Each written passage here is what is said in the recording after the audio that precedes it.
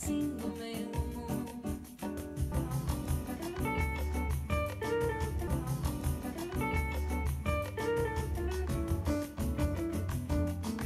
No peito dos desalienados também bate um coração.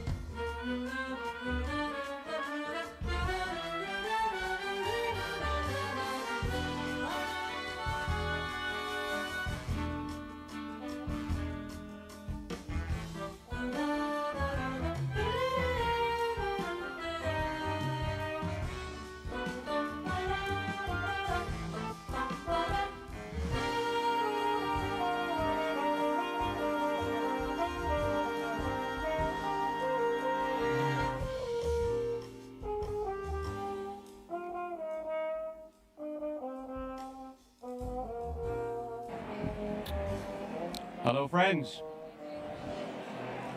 Friends, you're getting a 9-minute warning before the program begins. Please grab a drink and find your seats. We're starting right at 7.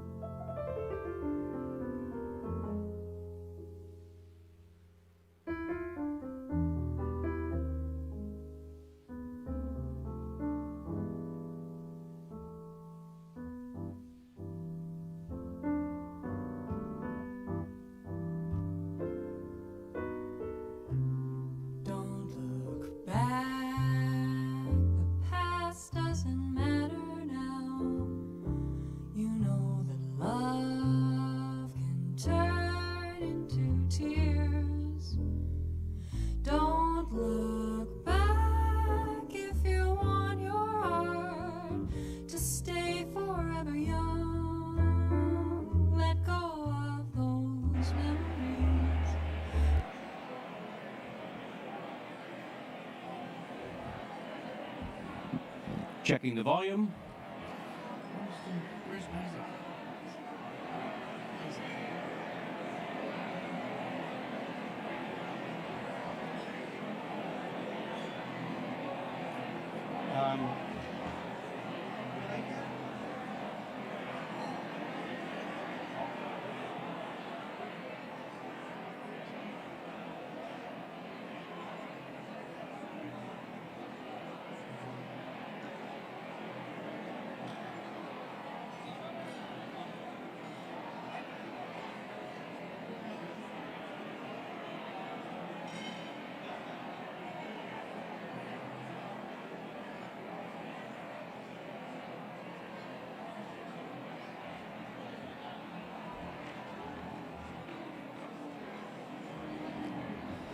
What happened? Are you really? Hey.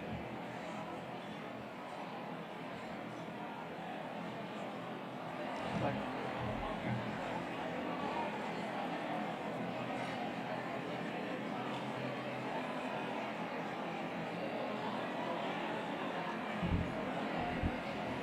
All right. We're going to ask everyone to take your seats, grab your last drinks. We're going to be starting in 1 minute.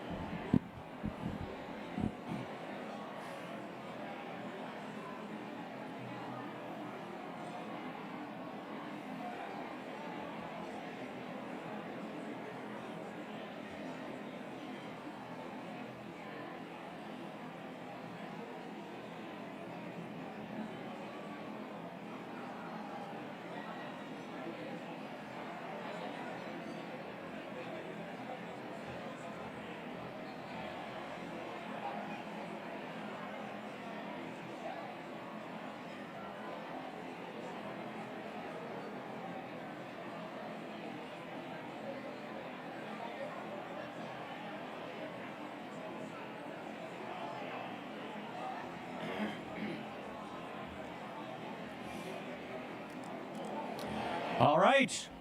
Good evening, everyone.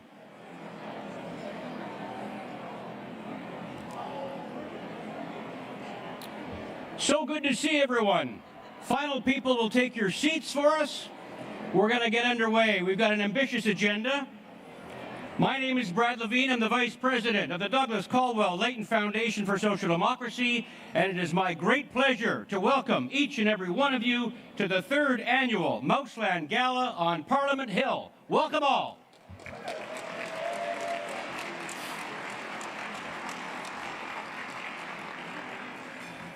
We have a packed house here in Ottawa, and we have friends watching on the Foundation's live stream from across Canada.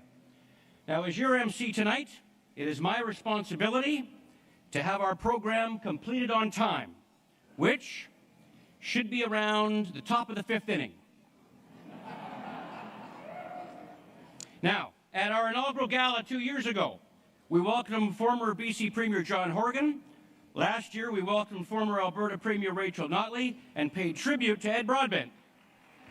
And this year we're excited to welcome candidates vying to become the 9th leader of the New Democratic Party of Canada.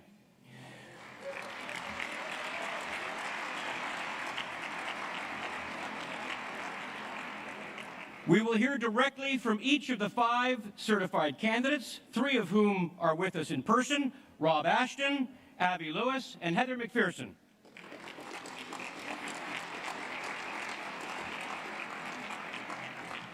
And 2 candidates who couldn't make it tonight, but they did send videos. That's from Tanille Johnston and Tony McQuail.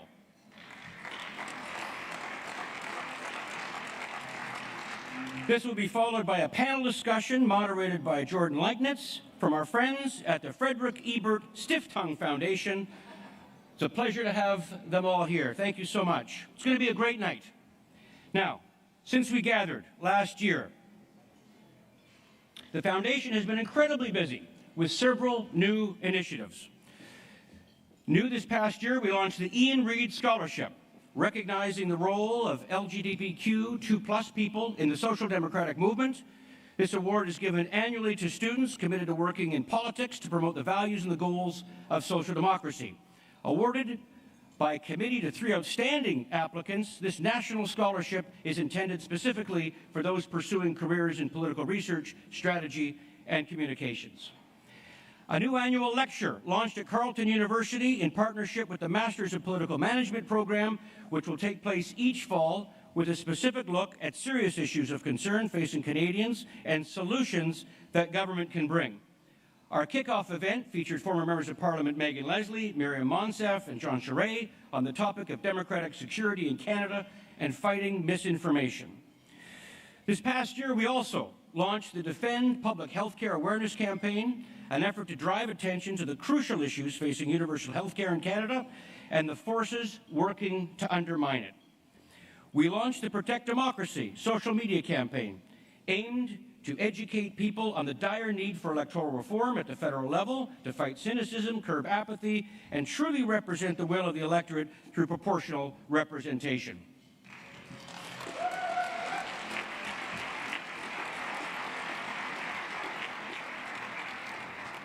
This past August, we held the Remembering Jack Layton event. We were joined by hundreds of friends at the Jack Layton Ferry Terminal with Toronto Mayor Olivia Chow and the Layton family to celebrate the achievements of Jack Layton throughout his political career, including musical performances by Stephen Page and something called Choir, Choir, Choir. We continue with our groundbreaking research. Continuing our mental health in the workplace project this year, we partnered with Canada's building trades unions to help take a deep dive into the impacts of mental health concerns as they relate to workplace safety, precarity, isolation, injury, and addiction. And of course, then there's the lecture series, Cross Canada Lecture Series. Again this year, we were at the University of Winnipeg for the Blakey Knowles Wordsworth Lecture on Indigenous Spirituality and Societal Influence. Again, we were at McGill University in Montreal for the Jack Layton Lecture in partnership with the Max Bell School for Public Policy on the economic benefits of immigration. We were in Halifax at Mount St. University for the Alexa McDonough Lecture on women leading political movements in Canada. And we're not done yet in 2025. On November 15th in Victoria, BC, the Dave Barrett Lecture will continue at Carleton University. We have, with the Masters of Political Management, a lecture on November the 19th here in Ottawa, and in December, we will have the David Lewis Lecture at the University of Toronto. It's been an amazing year, and it's due to the generosity of so many of you here tonight that the Foundation has never been busier. On behalf of the Board of Directors, please appreciate how much your contributions mean to the Foundation and how appreciative we all are at the Foundation. So thank you all.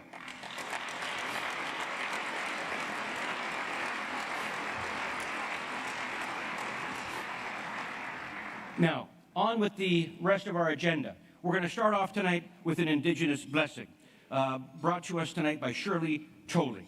Shirley is a proud member of the Kitigan Zibi Anishinabeg First Nation. She resides in the heart of the Algonquin unceded, unsurrendered territory where her ancestors hunted, traveled, and traded along the mighty Kitchissippi River. She retired from the public service in 2013 from the First Nations and Inuit Health Branch of Health Canada, and has since worked with several Indigenous not-for-profit organizations in different capacities since then. Shirley was elected in May of 2021 as the women's representative for the Algonquin Anishinaabe Nation Tribal Council and was elected as the Algonquin Women's alternate for the Quebec Native Women Organization in October of 2022. Shirley is a federal Indian Day school survivor and is well-versed in cultural and traditional protocols and has attended many sacred ceremonies of which she has gained knowledge and experience. She considers herself an activist and was involved in many battles when she was in the public service to improve Indigenous representation in the workplace.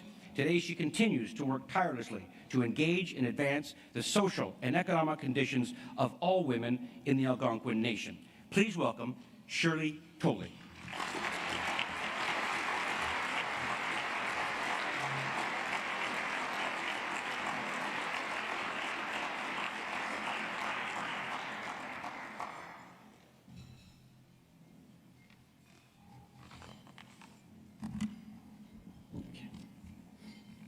Good evening, everyone. Bonsoir à tous. Mino Nagashuk, Agwajin Kaget. Kichimigwach for the introduction, Brad. As First Peoples of the land, First Nations, Inuit, and Métis people have lived, worked, and were stewards of the land in their respective territory. Acknowledging the land is a formal statement for visitors to express respect and to recognize the unique and enduring relationship that exists between the Indigenous peoples and their traditional territories as caretakers of their ancestral lands. It is considered a first step in building a relationship with the First Peoples of the land in the spirit of reconciliation. And my people, or the Anishinaabe, or the Algonquins, are the customary keepers and defenders of the Ottawa River watershed and its tributaries. And as the host nation, we welcome many visitors to this beautiful territory. Kwekakna, Gimuana Gwajin Keget Onakshik, Joen Mishimnungun Kashigak, Chimino Wabamak, Chimino Nanuduak, Chimino Ganude, Kijemanido, Migwach Kijemanido Anjeki, Migwach Anje Kakanagego, Migwach Mijashkin, Ashij Mitaguk, Migwach Anje Awesisak, Ashij Nibi, Gayemi Jim, Migwach Anje Nisewen, Migwach Anje Ishkude, Migwach Anje Kakana Eteg, Gizis, the big Gizis, Gaya Anagshik. Migwach Anje Nishomisag, Kokmisag, Kakana Nedodemek, Widokwishon Deshkijamanado, Mia. I just acknowledged our Creator and thanked him for the plants, the trees, the air, the animals, the 2- and 4-legged, and all living things, the fish. And I thanked him also for Mother Earth and everything that has been put upon her to sustain life. I also thanked him for the fire to keep us warm, to cook our food, and water to keep us well hydrated. I thanked him for Father Sky, Grandfather Sun, Grandmother Moon, the stars, the universe, the planets. And lastly and not least, I thanked him for our families.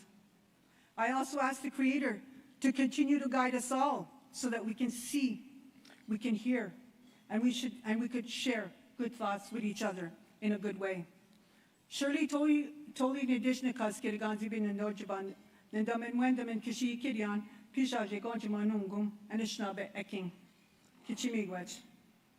I'm very honored, I'm very happy, and I'm humbled to be here with all of you tonight.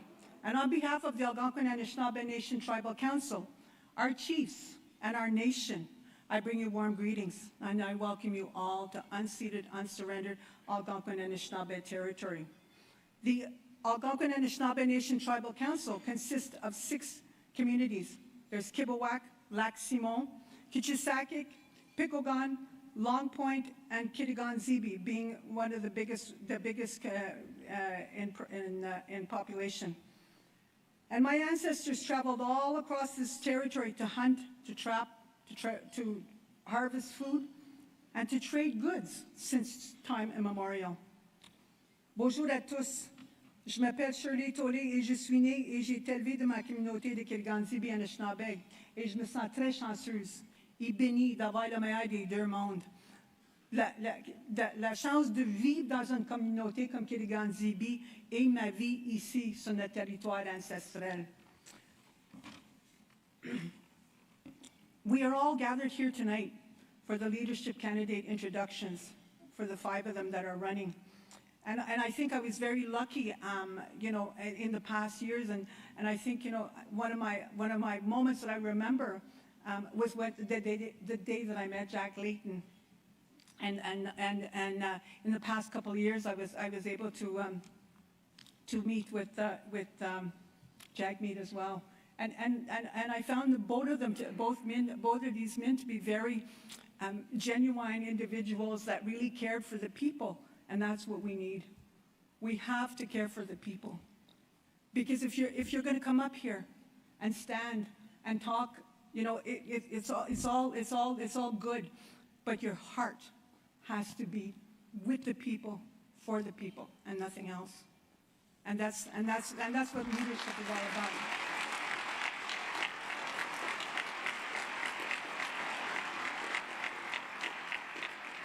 So with that, I'm gonna ask you to sit back, enjoy the rest of your evening, grab some food to eat. Kichimi gwech kibijaya gonja manung gashagak. Ang guamsen dashishpin kigiweg. Kigawab me nanage. Miye migwech. Thank you.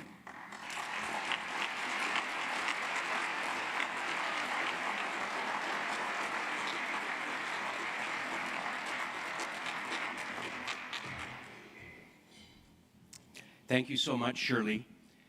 And just as a quick aside, I don't know if it's echoey in the back there, but if I move the microphone, does that help at all? A little echoey in the back, or is it all good? Perfect. I see thumbs up. Shirley, I just want to extend the appreciation.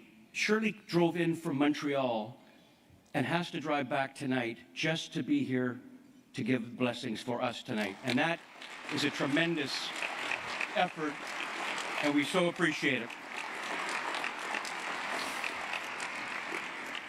Next up is our parliamentary sponsor. This evening is a member of parliament for Nunavut. Laurie Idlout was been elected first since 2021.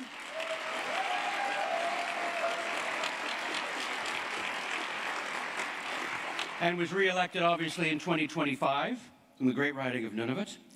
And among all of the many accomplishments as a lawyer in Iqaluit prior to her electoral career in electoral politics, I think it's the first time, and I think there's no precedence for this.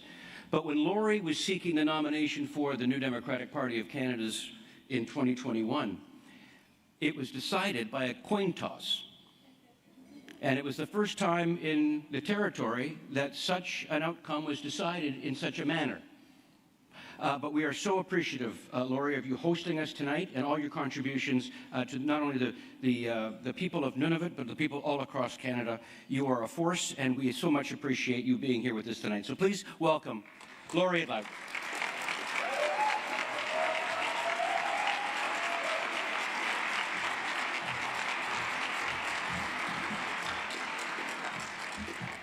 We should have done a height test before I came up here. Can everyone see me? Unukut sibod lang may akswaro ko very gumavunga tunga subtitaw kata Shirley akswaro ko yari bagit no nakakaksima yumot no nangano tunga subtitaw kata Uvanito nakshotaro iliksi akswaro ko yari vasi tavani kadjaw sa reaktok siglo na reaktok siglo takwe NDP kudluta akswaro sibunik sa tinupang na kagata pero padang niya kota. What I said in Inuktitut in my language is, first of all, thank you for such a wonderful blessing from Shirley for that land acknowledgement. It's so important that we always do that. I think we're in a time where we always must show our appreciation for whose lands we are on in Canada.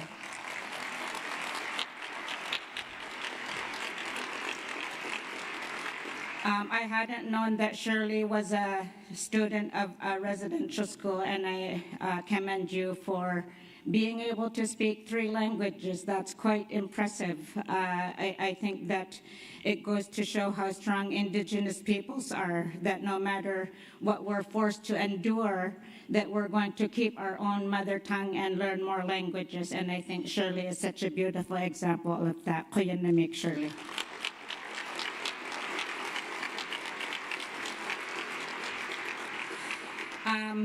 I want to welcome you to the 3rd annual Mouseland Gala. I'm so honored to be your parliamentary sponsor for this 3rd annual event. As it was shared already, I am from Nunavut, and I thought I'd just share some quick stories about being in Nunavut. The size of Nunavut, it really is. If you haven't looked at a map of Canada recently, Nunavut is a huge riding. 1.9 million square kilometers, apparently, with 25 communities. All the 25 communities are fly-in communities, so it is quite a challenge to try and represent such a huge geographic location. More than 3 time zones, so when I'm traveling to the communities, I have to do a lot of adjustments. But when I look at my colleagues from BC and Alberta, I think, wow, you guys are even more courageous than I am, because you do it more frequently, coming back and forth to Ottawa all the time. Nunavut is such a beautiful territory. I invite all of you, every one of you, to come at one point to visit Nunavut, any one of the 25 communities. It really is the most beautiful place on earth. Inuit are so strong. We really are. We've survived in the harshest of environments.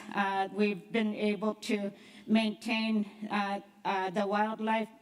We've been able to hunt, yet protect and conserve, so that we can keep making sure that we're creating a future that includes our culture for our children. That's why, and then on top of that, as I mentioned earlier, Canada's genocidal policies continue to have a impact impact on our lives. Poverty remains prevalent. Food insecurity is a huge issue. That's why this week I'm very honored to be able to table a bill that was started by my wonderful friend and colleague, MP Leah Gazan, who has shared her bill with me.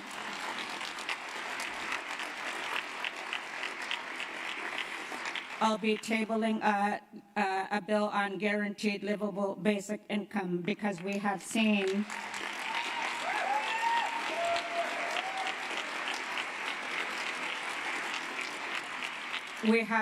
the positive impacts of such a program. In Nunavut, for example, what existed, it was the Hamlet Food Voucher Program in the Inuit Child First initiative. When families had guaranteed income, their children went to school with food in their bellies. They were able to learn better. Families were healthier, despite the fact that they had to live in overcrowded housing conditions. They were definitely feeling a lot better, and that's why I'm so proud to be tabling this bill.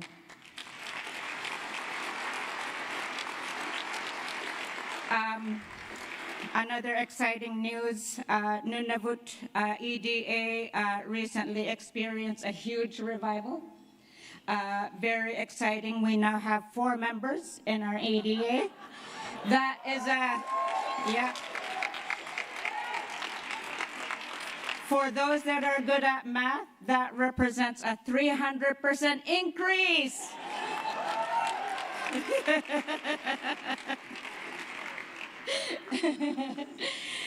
Another quick story just to share. I was in Grise Fiord a couple years ago. Grise Fiord is the northernmost community. It's one of the smallest communities, so access to Grise Fiord is quite difficult.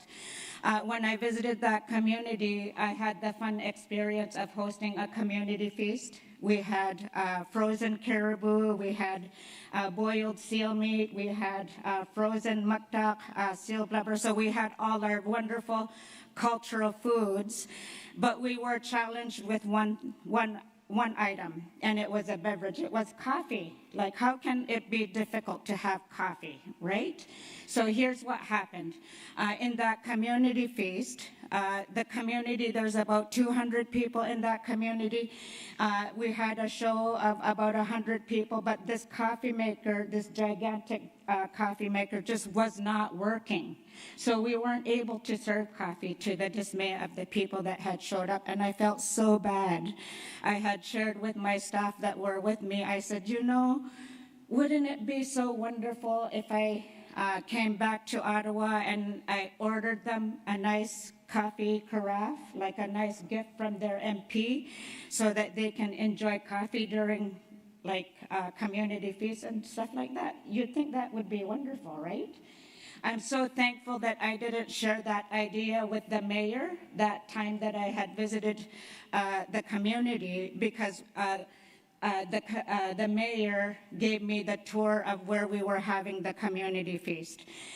Where that location was at a community hall that also housed the Hamlet office, as well as the Hunters and Trappers organizations in that building. So it was a multi-use facility, and it was beautiful. It was recent.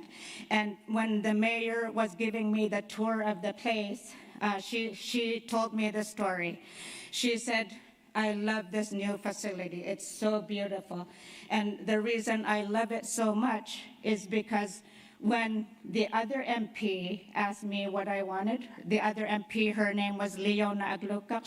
She was a conservative MP. Leona Aglukak had asked her, as the mayor, what would you like for your community? What does your community need? Her response was, we need a community infrastructure, a community hall that houses the Hamlet Council. And I was like, oh my God, I'm so glad I didn't share that idea of sending that coffee maker with her, because what the comparison would be.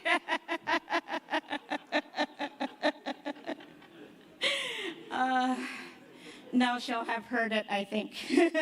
So we'll have to come up with a way to give that community something bigger than that community center. Let's work on that.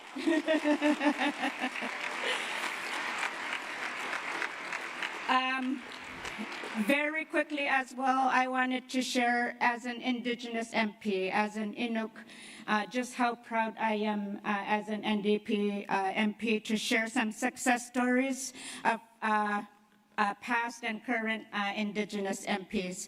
For example, when I speak in the House of Commons, when I spoke in the House of Commons in the 44th Parliament, I had it was a lot more pleasurable, specifically because when I spoke Inuktitut in the House of Commons provided an interpreter so that the English-speaking community can understand what I was saying through the use of interpreters.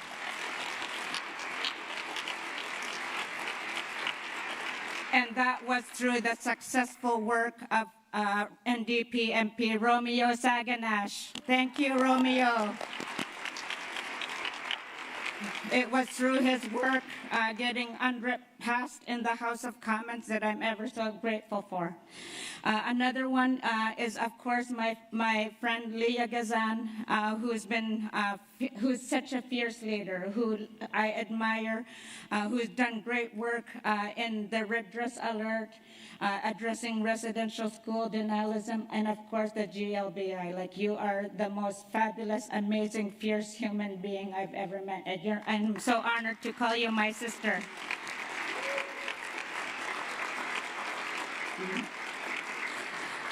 Another excellent MP that I would love to highlight is Blake Desjardins. He's a Métis.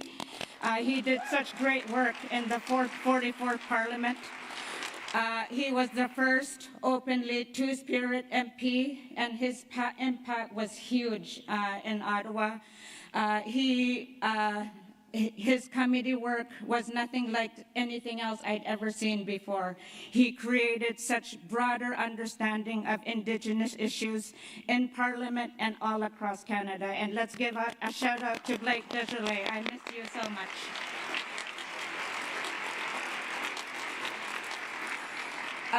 Finally, this name I'm going to struggle with a little bit, even though my wonderful staff who helped me with this speech helped me practice it.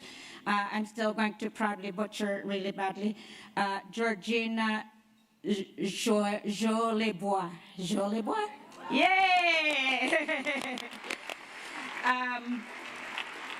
Georgina was an MP from Manitoba, and it's because of her work we have National Day for Truth and Reconciliation. We have September 30.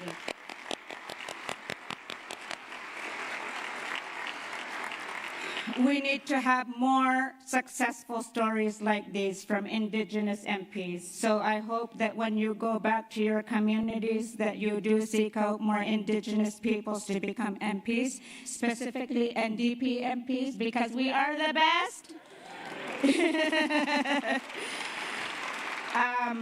Please help us build those more build those success stories. Very quickly, before I finalize, I know that I was given a strict 5 minutes. I've probably gone to 10.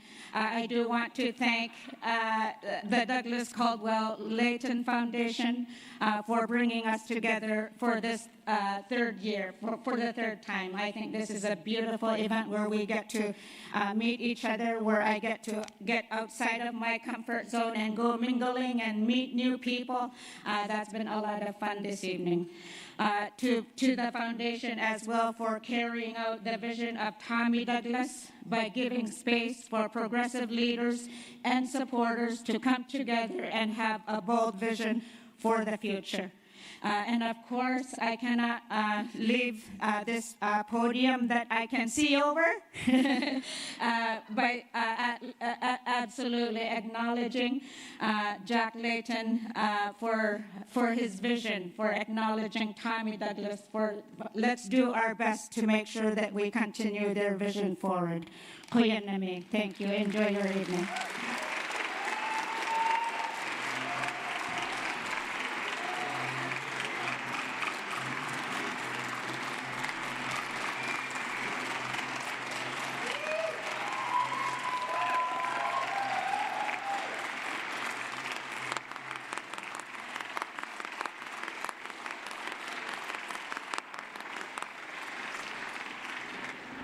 Thank you so much, Lori. And please don't ever worry about taking too much time. We'll just take it off the next speakers. Our next speaker is Don Davies.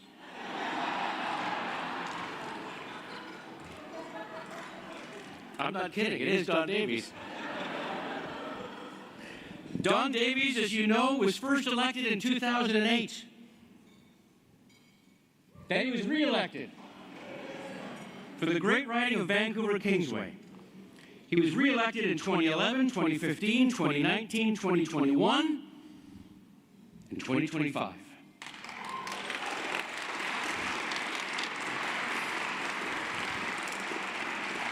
So the 42nd Parliament, which was between 2015 and 2019, Don tabled more private members' bills than any member of Parliament during that time. But it wasn't just the quantity.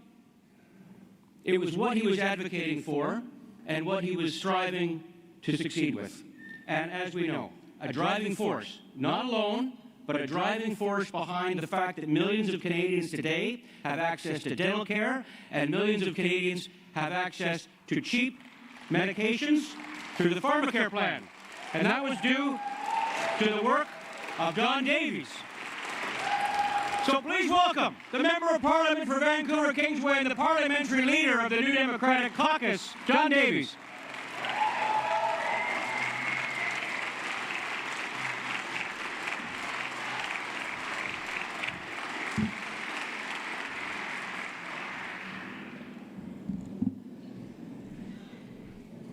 Well, good evening, sisters, brothers, and friends. Bonjour tout le monde.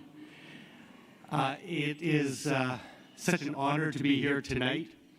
I want to start off by expressing some really heartfelt gratitude. First, gratitude to Shirley for that wonderful Indigenous blessing. Thank you, Shirley. Second, gratitude to the Douglas Caldwell Layton Foundation for putting together what I think is one of the preeminent gatherings of progressives in Canada.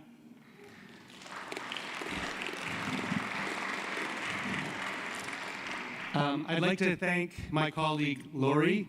Lori, you're not supposed to give a barn burner speech before the leader.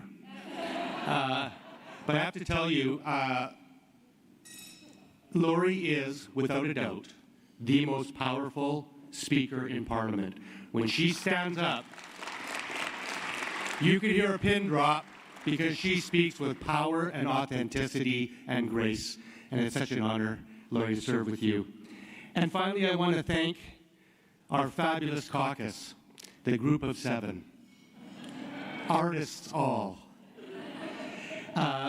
Leah Gazan, Laurie Idlout, Heather McPherson, Gord Johns, Alexandre Bouleris, Jenny Kwan. Could you please stand if you're here?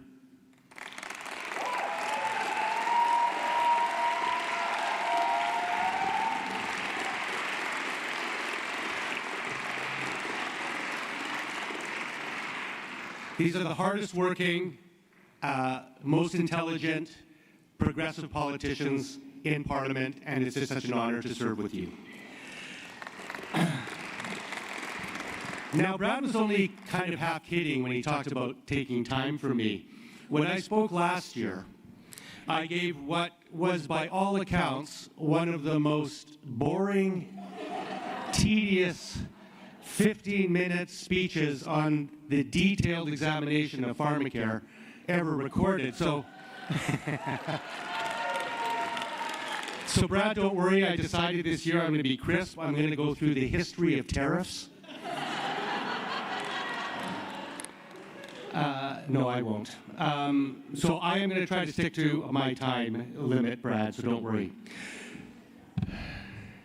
My friends, this is an incredibly exciting time to be a New Democrat and for people across the country who share progressive values. In fact, I believe this is an historic moment. Today, we have the opportunity to reimagine what a strong, progressive national party looks like in Canada. We have the chance to rebuild and revitalize and forge renewed connections with the many allies who form the broad movement of the Canadian left. All across our nation, we are sparking important conversations about the kind of future we want to create together, rooted in fairness, equality, cooperation, and hope. This is an opportunity that does not come around very often. Think back to 1961, the birth of our modern party. At that time, folks gathered together to form a new federal political option. And let's recall why they did that. They recognized then that Canadian democracy was really just two rails on the same track. As Tommy Douglas called it, two cars in the same garage. Our political choices were essentially two versions of one offer. Both corporatist, brokerage parties that, in the case of the Liberals, aim only to govern without values or principles, whatever they may title their book. And in the case of the Conservatives, to govern exclusively for the wealthy and the comfortable. Though there may have been differences in a handful of social policies, they fundamentally shared the same economic perspective.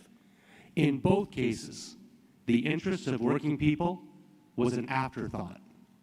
Sure, they welcomed our votes, and occasionally they had a few policies that might even be somewhat helpful, though almost always pushed by the left or by circumstance to offer them. But in their essence, both old guard parties existed to rule for the wealthy and corporate sector, represent the Laurentian elite, and reflect orthodox, change-resistant politics. And the rules for them were simple. Public services were to be kept as lean as possible. The bounty of our nation was to be privately monopolized. Markets were to be worshipped, and redistribution of wealth was anathema. So our forebears, those who came before us in 1961, decided that Canada needed a new party, one committed explicitly to bringing the voice of the working class, whether toiling in cities or in the countryside, to Ottawa. They knew then, and I suggest we know now, that only a progressive party dedicated to the majority of Canadians can be relied upon to express the needs, challenges, and dreams of working people in an authentic way on a consistent basis in Parliament. And that fundamental idea, so foundational, has been broadened. Today, we recognize that forging a just and inclusive post-colonial Canada, some would argue continuing colonial Canada, requires an intersectional approach that incorporates the lived realities of gender, race, sexuality, indigeneity, and other forms of diversity. My friends, this work is not separate from class analysis. It is integral to it. And the result of this vision and struggle is clear. The New Democratic Party of Canada was formed to be the only national party that exists to make sure that the voices of working people and every other marginalized group who rarely sees their interests articulated by the establishment parties are heard and taken into account by our national decision makers. And New Democrats now express a broad, inclusive conception of workers, whether you build, teach, drive, fix, care, serve, create, or dream. So today, when I am asked by the media whether there's a need for the federal NDP to exist, I say, you're damn right there is now, more than ever.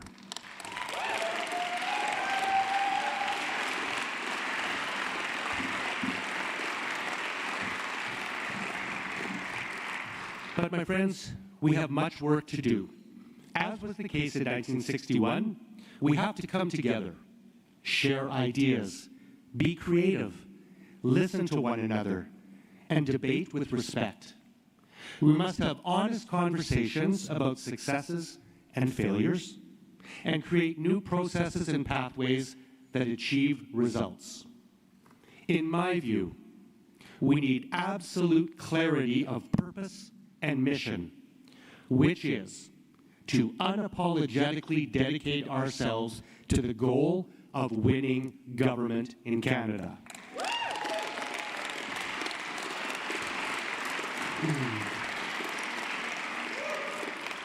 In this, I want to be crystal clear. There is no contradiction between seeking power and governing with principle.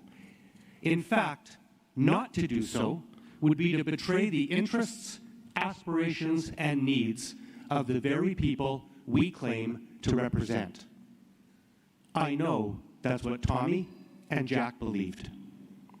And I think that's what Canadians want, our country needs, and our movement demands. Because, my friends, today, the stakes have never been higher. Canada faces an unprecedented threat from south of the border. Donald Trump is openly attacking our industrial base and threatens our sovereignty on an ongoing basis. We face growing inequality, intergenerational inequity, and an existential climate crisis. Does anyone here believe that Pierre Poilievre and the Conservatives will address these? Does anyone here believe that Mark Carney, now unveiled as a right-winger after being drafted as a centre, will do so? That was a hockey analogy. I'm working on it. If you do believe this, I have a bridge to sell you made of U.S. steel. So as inspiring leaders like Tommy and Jack told us, we have much to be optimistic for, and we must seize the opportunities in front of us. The truth is, in Canada, we have something rare and worth fighting for.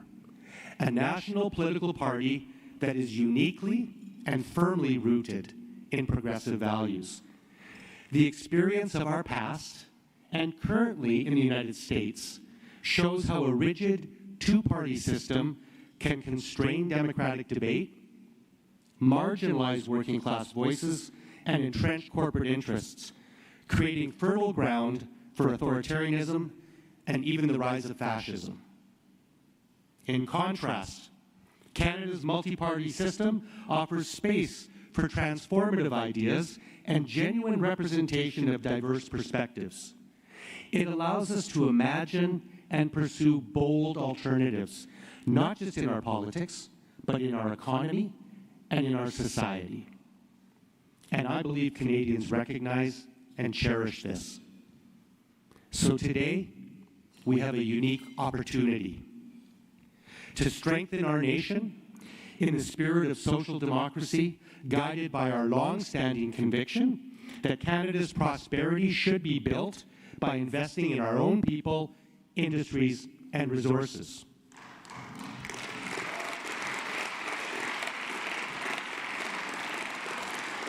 We have the opportunity to address our long-standing infrastructure deficit, building and connecting communities from east to west, north to south, using Canadian businesses, Canadian workers, and Canadian products and technology. We have the opportunity to transition to a modern economy of the 21st century with sustainable industries working in partnership with Indigenous nations. And we have the opportunity to ensure that economic growth is equitably shared by all Canadians.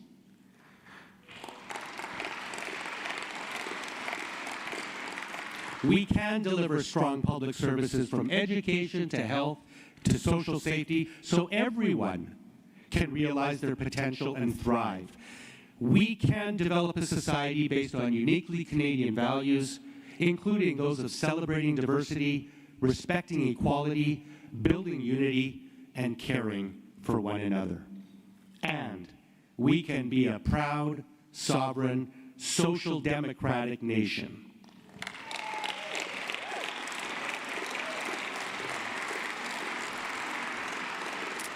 So, my friends, I say, let's channel the spirit, optimism, realism, and idealism of all those brave social democrats who came before us and build the strongest federal NDP this country has ever seen. We did it in 1961. It's time to do it again. Thank you very much, everybody. Enjoy your evening.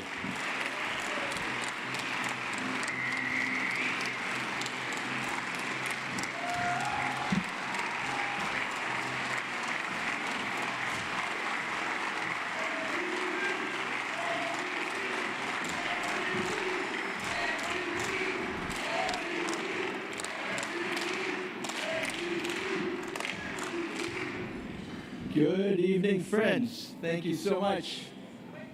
Don, thank you so much. You are a true friend of this foundation and to social democrats across the country. We are extremely grateful for the impassioned, inspiring delivery you just gave us, demonstrating once again how important it is, the work that you're doing, your caucus is doing in the House of Commons. We are truly grateful. We are, I would say this, Canada is better served thanks to you, your leadership, and our caucus in the House of Commons fighting for us every day. Thank you.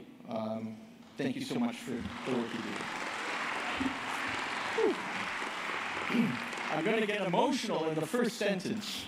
Okay. As the Executive Director of the Douglas Cole-Leighton Foundation, it is my honor and privilege to be here with all of you tonight. Thank you so much for being here. And to everyone who is joining us from home across this country, thank you for being here.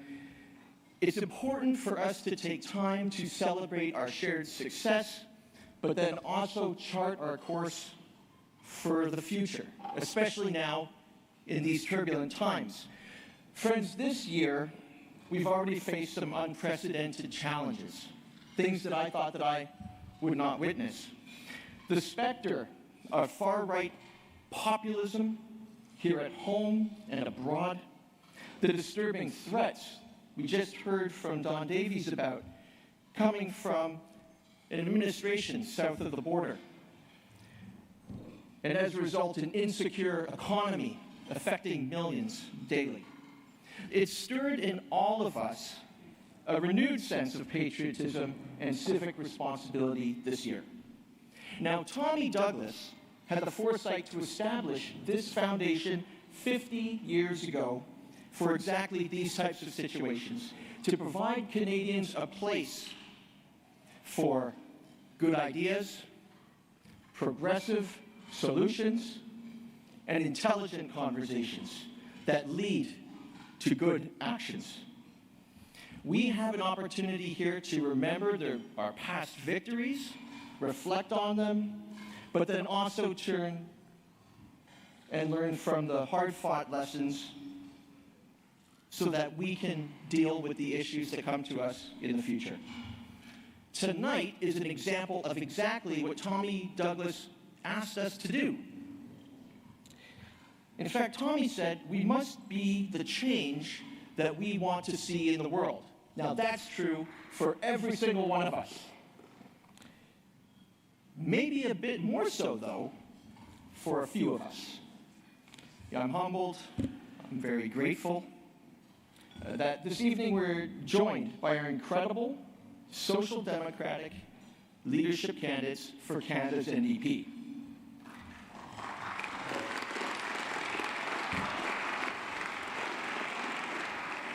I would like to say thank you for stepping up at this critical moment in time, when only the most courageous amongst us could offer up their experience, their time, their energy, their dedication to our cause in service of our country and for the sake of our democracy. For all of us in this room, thank you.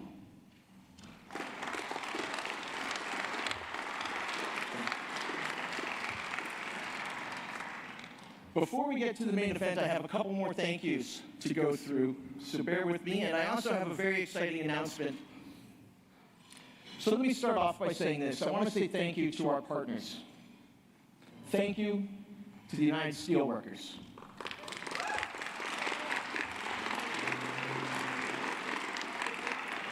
Thank you to AMAPSIO.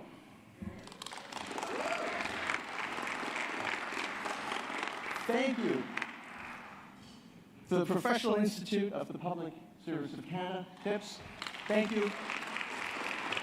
To the United Food and Commercial Workers, UFCW. The Public Service Alliance of Canada, PSAC.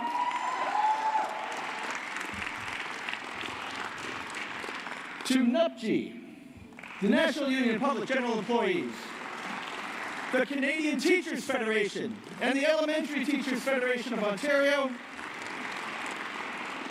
to CUPE, the Canadian Union of Public Employees, thank you. To the Sheet Metal Workers and Roofers Conference of Ontario, thank you. And to the Friedrich Ebert Stiftung, thank you. It's these organizations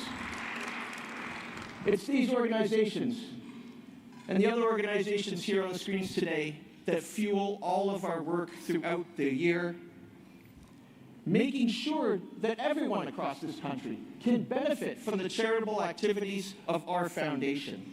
We are grateful to them. We are grateful to their leadership. We are grateful for all they do to protect all of us who call Canada home. So thank you to our partners. It's also thanks to our generous donors and our members, those of you who are in the room, those of you who are online, for being the caretakers of Tommy Douglas and Jack Layton's beloved charity. Thank you. Now, all of this good work would not be possible without the hardworking office staff and outreach team that we have. So tonight I'd like to thank our team for all their energy, effort, and enthusiasm they put in each day and each day out. So to Eric Chapit, Max Blair, Cody Sheffer, Caitlin McKellar, Mackenzie Mejia, Austin Detellier, and Marshall Wilson, I want to say thank you from the bottom of my heart.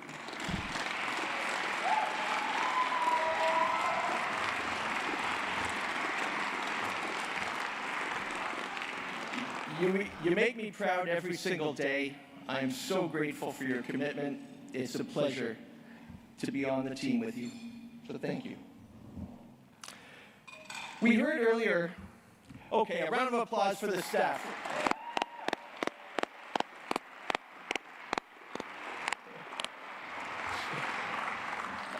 We heard earlier from our Vice President, our amazing host tonight, by the way, Brad Levine.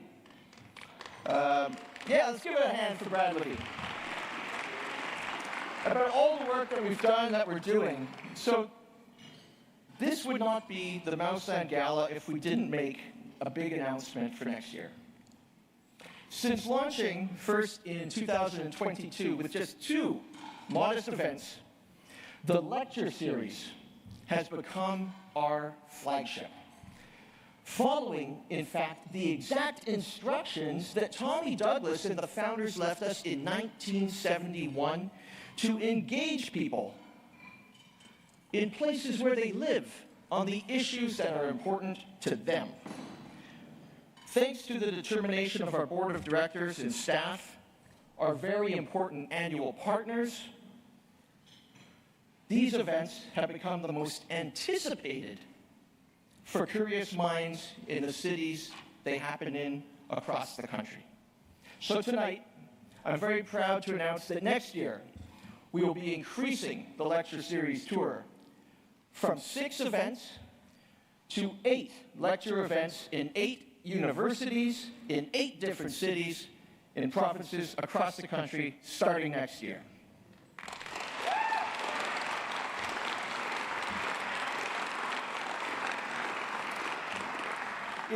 In 2026, our lecture series will go coast to coast. We won't skip a beat. Starting in Halifax to Montreal, to Ottawa, Toronto, Winnipeg, Victoria, and then new for next year, both Edmonton and Regina are joining the list. So congratulations. It couldn't be done without you. Now I'd like to take a quick moment here. Please take a look at this next slide. Get out your phones. You may also have a card on your table. Coming up on Wednesday, 19th, we are hosting our 2nd annual lecture at Carleton University in partnership with the Masters of Political Management program, arguably the best university program in Canada for preparing students who are planning a career in politics and government. If you have not done so already, please take a minute and please RSVP tonight. Use the QR code. The lecture this year is under the title, The Ghost in the Machine, the Political Future of Artificial Intelligence. I know everyone in this room is excited, curious about this topic and where this discussion will lead. Well, we've got an incredible lineup of expert panelists who will be delving into this hot button issue. So please join us in person for this event for an intelligent discussion, delicious food and drinks, inspiring conversation with some of the smartest people in town. You won't want to miss it, so please RSVP tonight. Friends, on behalf of the Douglas Colwell Foundation, our board of directors, thank you. Enjoy the rest of the program. The main event and entree is coming up now. Have a wonderful evening. Thank you.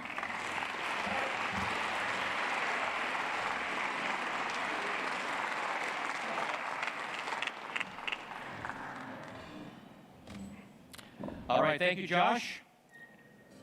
And while the staff serve our meals, we continue with our agenda. As we outlined, 2 portions to tonight's format. One will be each of the candidates. The 5 candidates will have 5 minutes to address the crowd and the folks at home. And then we'll get into our panel discussions with Jordan Legnitz.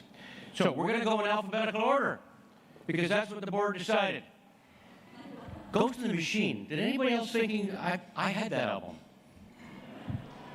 Played it to death. Good album. That was a while ago. We're going to start with our first candidate who's vying for the leadership of the Democratic Party. Please welcome Rob Ashton.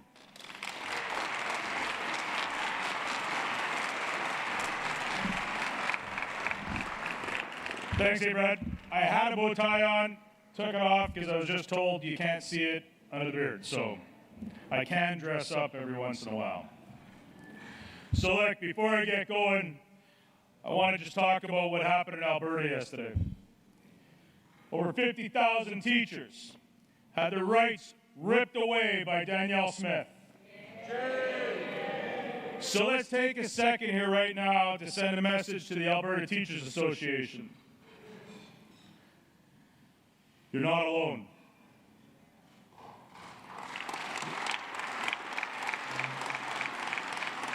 The labor movement's got your back. And the NDP has your back and will stand by you till you're done with your deal.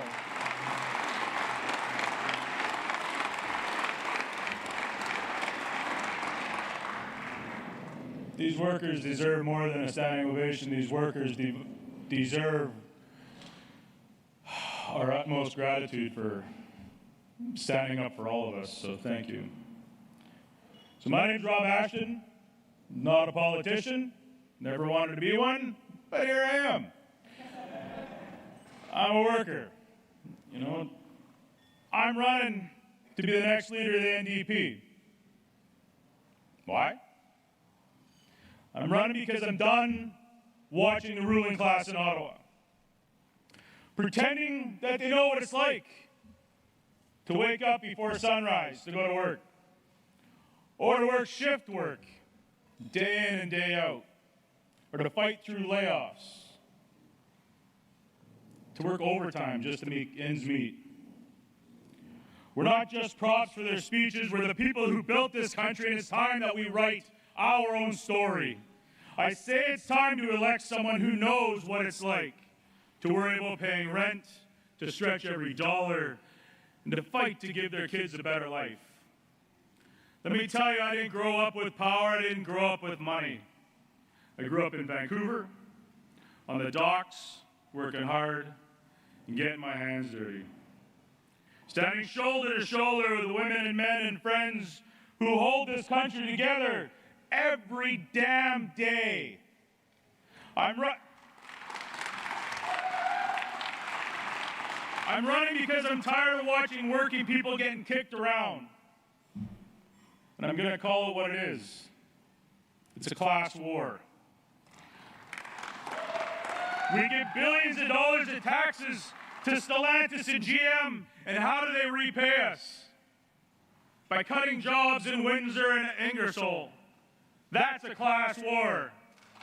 Galen Weston fixed the price of bread to squeeze every cent out of us. That's a class war.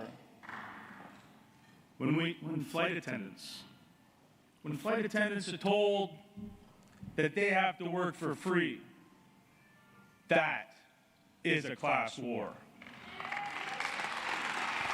The super rich are making off like bandits. And Mark Carney has the nerve to tell us to sacrifice. Well, to that, I call bullshit. I spent my entire life working, fighting the ruling class to give more power to working people. But there's one thing I've learned through the years, my friends. It's when we fight, we win. I say it's time for Canadians to have a real choice. Sure, we can pick the billionaire banker or the one who's never had a job, or we can fight like hell for what we deserve. And I'm ready to fight. There is no more political games. This is the time that we stand up for our country, and this is the time that we fight for Canada. But what's the government's response been? Mark Carney heads to Washington and kneels before the self-appointed king. Doug Ford folds faster than a deck of cards the second Trump snaps his fingers. And Danielle Smith, well, she enjoyed a trip to Mar-a-Lago's resort on taxpayers' dimes. You know, I'm just going to wrap it up here real quick and finish it off. You know, every election, we're told the same stories. The conservatives are on our side, the liberals have our backs. But when it's over, the rich get richer, and who gets the bill? Us, the working class. When we stand together, when we fight, we win every time. But this doesn't happen without you. My friends, we built this country, every bridge, every school, every home and hospital. Hell, we built this party, as we all know. And I say it's our time to run it. And thank you. I'm Rob Ashton. I'm a proud dock worker, proud member of ILW Local 500. Merci beaucoup, mes amis. À bientôt. Jeez, I still gotta learn.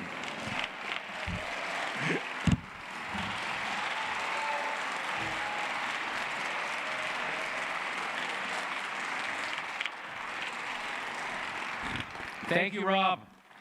Next, I draw the attention of the folks in the room to the screens for a video from candidate Tanille Johnston, who was invited but couldn't make it tonight.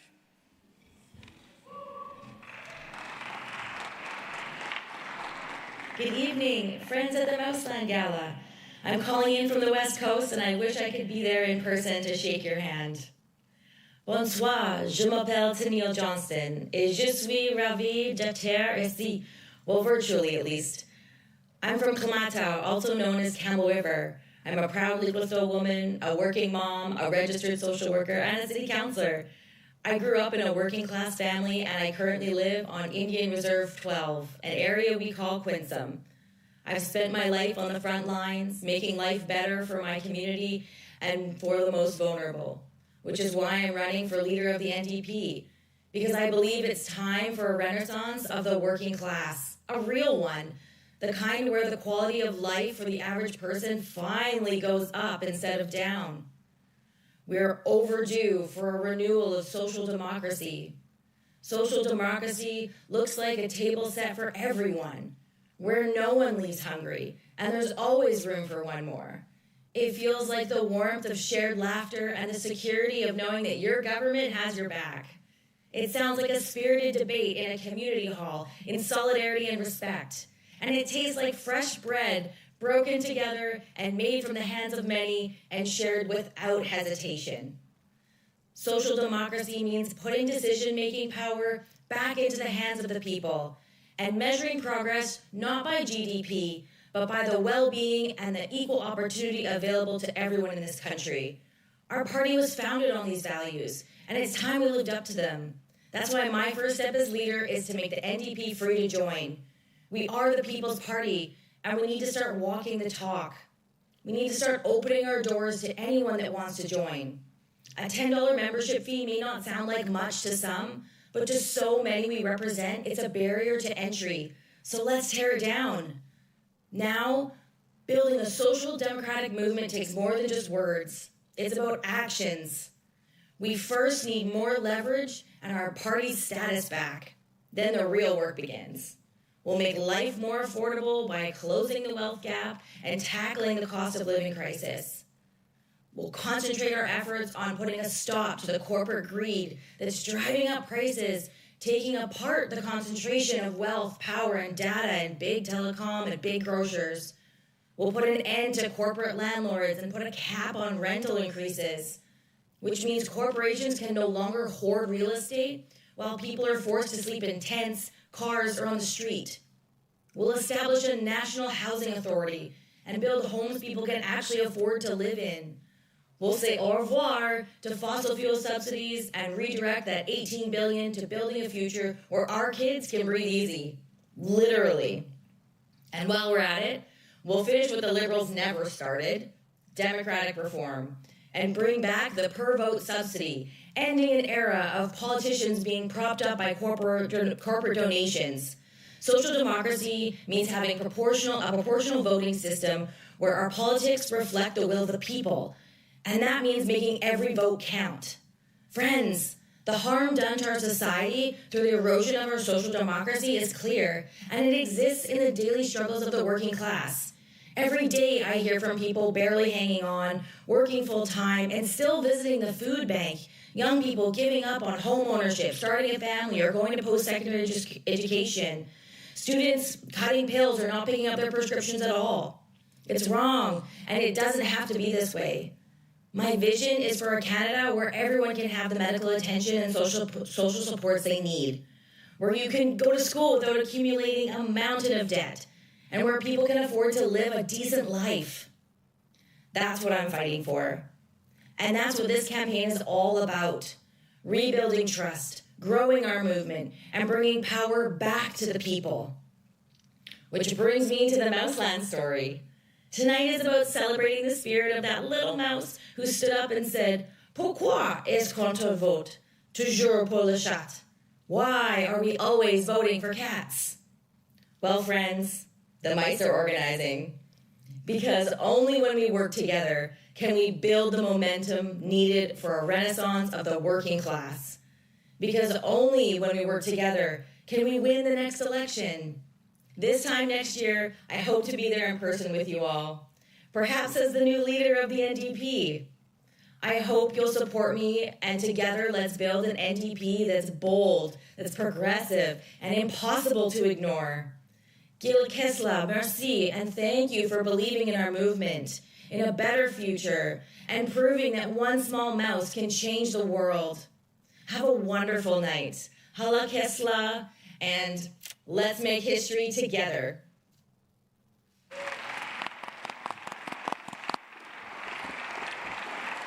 Thank you, Tanille. Tanille Johnston, everyone. Our next candidate is Avi Lewis.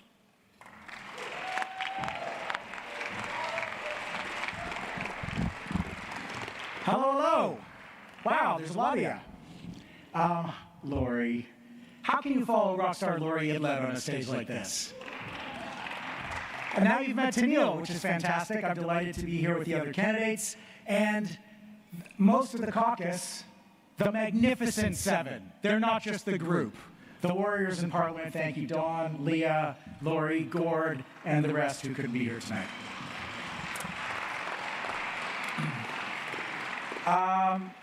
Our campaign is laser focused on the everyday emergency of just trying to get by in an impossible economy. And we've been leading with big swing solutions like a public option for groceries, cell phone plans, housing, and everything else that the market is failing to provide. But in the days leading up to this event, I've been thinking about our party's history, reflecting on the moment that we're in and the connections to similar times in the past as fascism rises again. And so rather than doing my usual candidate shtick, which you can find at lewisforleader.ca, I encourage you to go there, donate, volunteer, buy a membership, and watch the video. I want to go back in time with you tonight, and from there, look to the future. J'étais à Montréal l'autre jour, et j'ai pris le temps de visiter quelques lieux d'importance pour ma famille. Je parle souvent de mon grand-père David Lewis, et de son slogan mémorable, The Corporate Welfare Bums, datant de 1972. Aujourd'hui, on se retrouve avec 5 géants de l'épicerie, 3 fournisseurs de téléphonie, 5 grandes pétrolières et les 5 grandes banques qui les financent. Ils fixent les prix, contrôlent le marché et réalisent d'énormes profits tout en anarchant les travailleurs. D'où l'importance de se rappeler de ce chapitre conséquent dans l'histoire du NPD.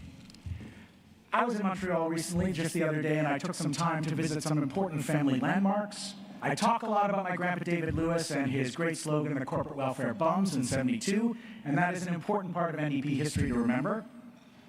But sitting on the stoop of the apartment where my family first arrived in Canada in the 1920s, I went even further back in time. And back then it was my great-grandfather, Moishe Lodge, who was the politician in the family. He was an early member of the Workmen's Circle, the Arbeiter Ring in Montreal. The building where they organized is still there. Today it's known as the Sala Rosa. Moishe was a leader in the Jewish Labor Bund, an organization which he and others brought with them when they came to Canada from Eastern Europe that had a profound influence on the development of the CCF and NDP, and I think it's vital to recall it today. The Bund was a political party, a trade union, and a social movement, and a cultural movement all at the same time. It was fiercely and proudly anti-Zionist. One of the core principles of the Bund was Deutkeit, or here-ness, a belief that it was the role of Jewish socialists, not social democrats, to fight where they lived, to be part of a multi-ethnic working-class movement, not a project to go and seek revolution in someone else's land in Palestine. In this and in so many other ways, the Bund was ahead of its time. Its political horizon was socialism, a democratic economy, social planning, and cooperative organization. But just like we need to do today, the Bund stayed laser-focused on the everyday emergency of just getting by. The Bund fought for improvements to working people's lives, shorter hours, better pay, safer conditions at work, and social programs to take care of people when they needed it. And The Bund brought music and theater and art into the community of struggle and solidarity, a reminder of the deep hunger for joy and celebration in the long, hard march towards justice. What my grandpa called a richer pattern of life. We need all of these elements today, although unlike in the early 20th century, they're not all the responsibility of the party. We need a common front against rising fascism, with the NDP standing shoulder to shoulder with militant trade unions and social movements on the rise. And we need to draw on our past to move forward. So a friend sent me a remarkable piece the other day by Bill Blakey, the towering teddy bear tactician of the party, writing after the electoral wipeout of 1993. I'll take my last few seconds to give Bill the last word, speaking to us from the past. It's important to remind ourselves that we did not suffer in the last election because we were wrong. There may be things that we could have done better or differently. This is always the case. But we are not wrong. Indeed, we are right when we continue alone to argue that market forces alone will be no substitute for a real employment policy. In the meantime, Bill said, as a columnist said recently, the system's critics, that would be the Magnificent Seven today, huddle in small groups in dark corners of the House of Commons. We are huddled, but we are not hiding. We are there to name what is really going on. It's time for all of us on the left to learn how to talk to each other more constructively, without self-righteousness, in an honest attempt to accomplish the very difficult task of fashioning democratic socialist policies that are fitted for the world we now live in and fitted for truly changing the world that we now live in. Thank you, Bill. Thank you all. Have a good night.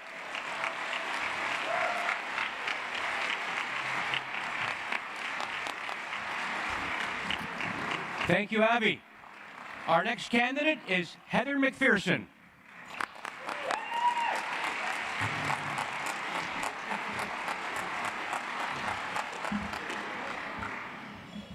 What a beautiful room. This feels like coming to a family reunion. Bonjour tout le monde. C'est un plaisir d'être ici. Merci pour cette belle occasion de partager cet moment avec vous. You know, it's good to be here. It's good to be here with people that still believe that politics can be about hope. That politics does not need to be about fear and division. And I'm going to start by saying, this week's been rough. It's been rough to keep that hope alive. We have seen, you know, the man-child president in the United States throwing temper tantrums south of the border, and the terrifying impacts that has on workers in our communities, on families in our communities, on jobs in our communities. You know, and Rob brought it up, but I want to talk about Danielle Smith and what she did in Alberta yesterday. You know, that was a very clear attack on workers, and we cannot let that stand. You know, when Ralph Klein and Doug Ford tried this, workers fought back and workers won. We can and we must do that again.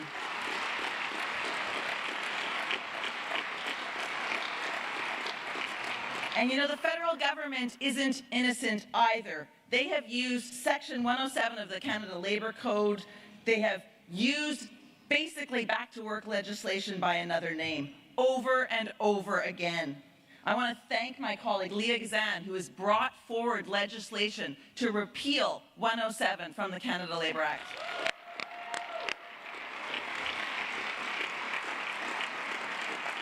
You know, I grew up in Alberta. My dad was a truck driver. My mom stayed home and raised my brothers and I. And before I was elected, I spent my career fighting for fairness in classrooms, in communities, around the world, and now in Parliament. And I know what it is like to stand your ground in tough places and deliver results. When I first got involved in Edmonton Strathcona, it was not a safe seat. But Linda Duncan and the Riding Association, we worked hard to turn that seat to make that seat not a Conservative seat any longer. You know, and since then, we have turned that nail-biter seat into the strongest New Democratic Party seat in the country, with the highest vote count in 21 and 2025. And we did it. We did it by organizing. We did it by building connections. And we've shared that work, that experience. We've shared money, we've shared our experience, our volunteers with other ridings so that they can win more seats into the future. You know, the NDP was built on the idea that ordinary people could do extraordinary things. That the mice can run their lives, not the cats. I often talk about my family making a bigger table. You know, I talk about how we used to have these big dinners and my parents would take the doors off the hinges, set them up on sawhorses, and we would have a table going through. And that's what drives me for politics. It's the idea of building a bigger table where everybody feels welcome at that table. It's how I see politics. We make room for people. We make room for everyone at that table. Everyone who believes that looking out for your neighbor makes all of us stronger. And it doesn't matter if your neighbor is next door or if your neighbor's around the world.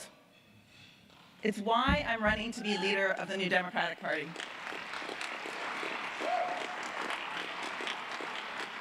I want to build back our party. I want to elect more New Democrats.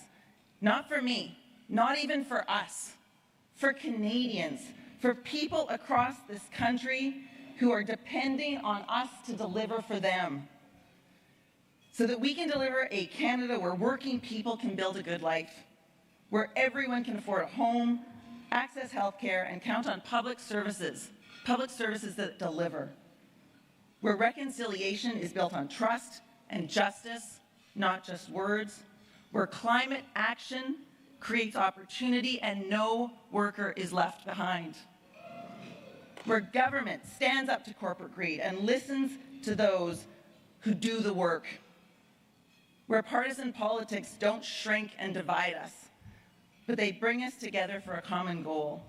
You know, as social New Democrats, we know this is possible.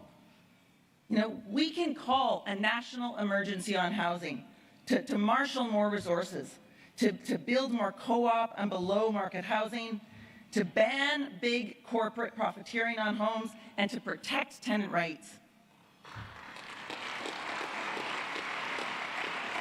A generation in this country right now, a generation of young people can't find work and they cannot afford a home. We can change that with a comprehensive plan that includes grants, opportunities, and mentorships for young people.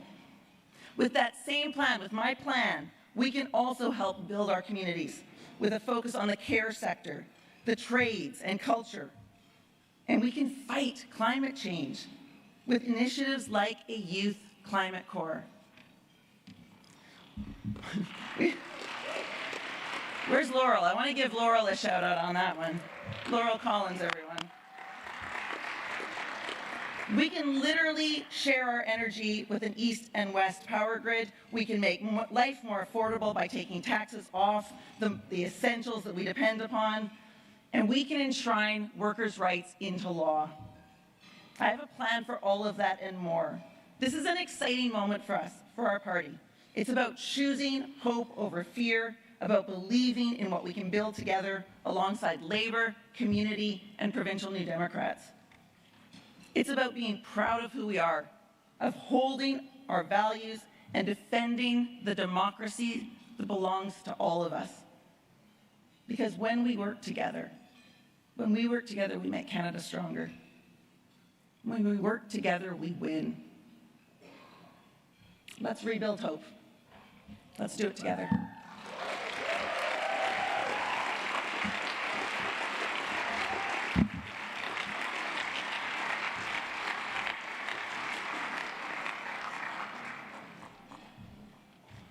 Thank you, Heather McPherson. Jesus.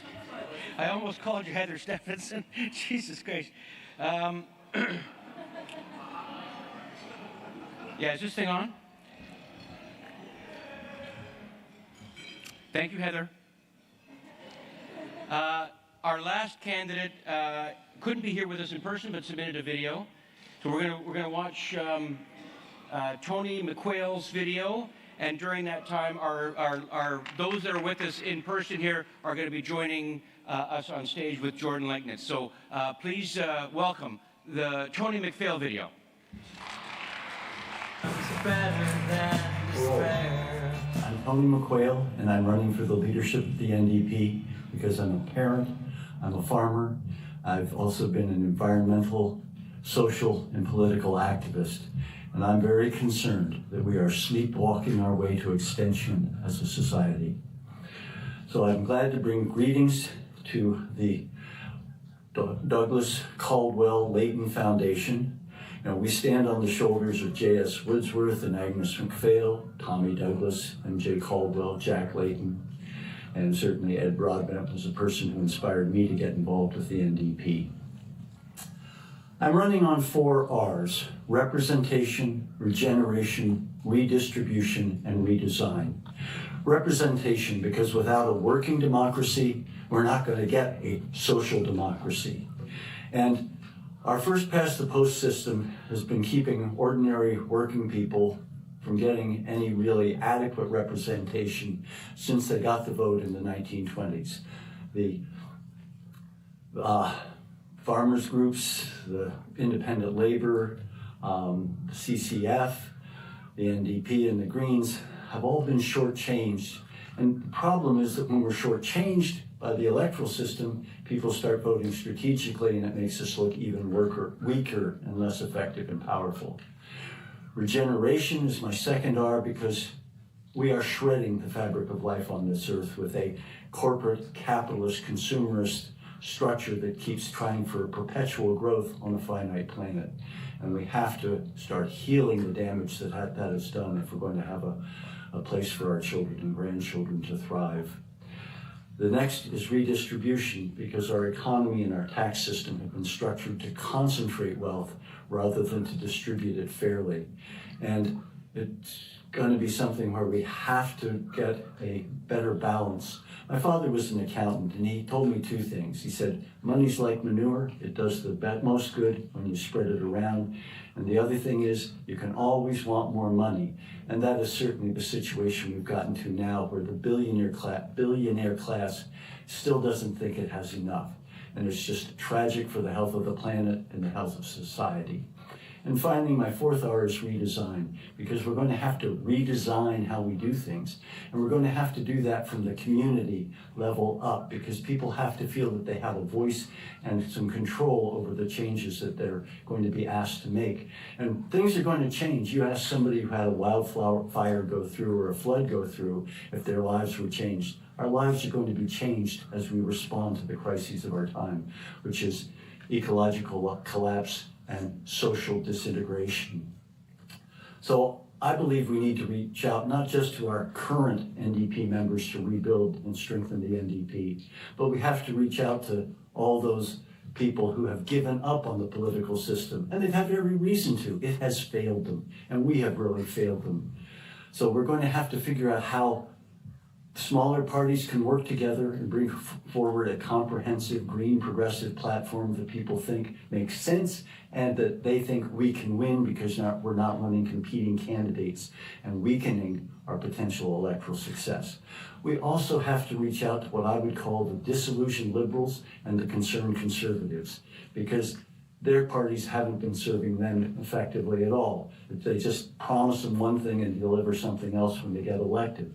So those are the things we're going to have to do if we're going to rebuild the NDP from the ground up, and also build a strong, effective, green, progressive coalition from the ground up. And that's what I'm hoping to do if I get to be leader, and what I'm certainly hoping to encourage us to do as a party and a political movement, no matter where I end up in this. But if you think these make sense, these ideas make sense, I would certainly appreciate your support, both on my nomination papers and through donations. But be sure to donate to your local riding association first, because that's where we need to be starting to build from the ground up. Thank you very much. Hope you have a lovely dinner. Wish I was there and you could get here. Take care. Let us be hopeful. Thank you for that, Tony.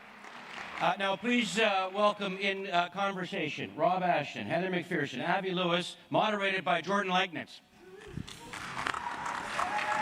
All right, good evening, everybody. How's everybody doing?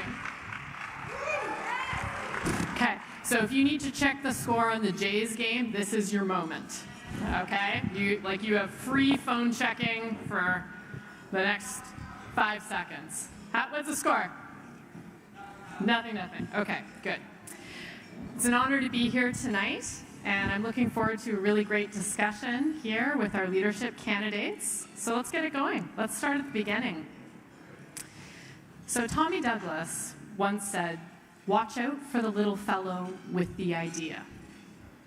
For much of the party's history, Social Democrats have brought forward the ideas that have shaped and made life better for Canadians. So that's everything from Medicare to enshrining Indigenous rights and women's rights in the Constitution, and delivering pharmacare and dental care, and protecting workers' rights. But despite this, the federal NDP has lost over 3 million votes since 2011. Why do you think this is, and what do you think needs to change?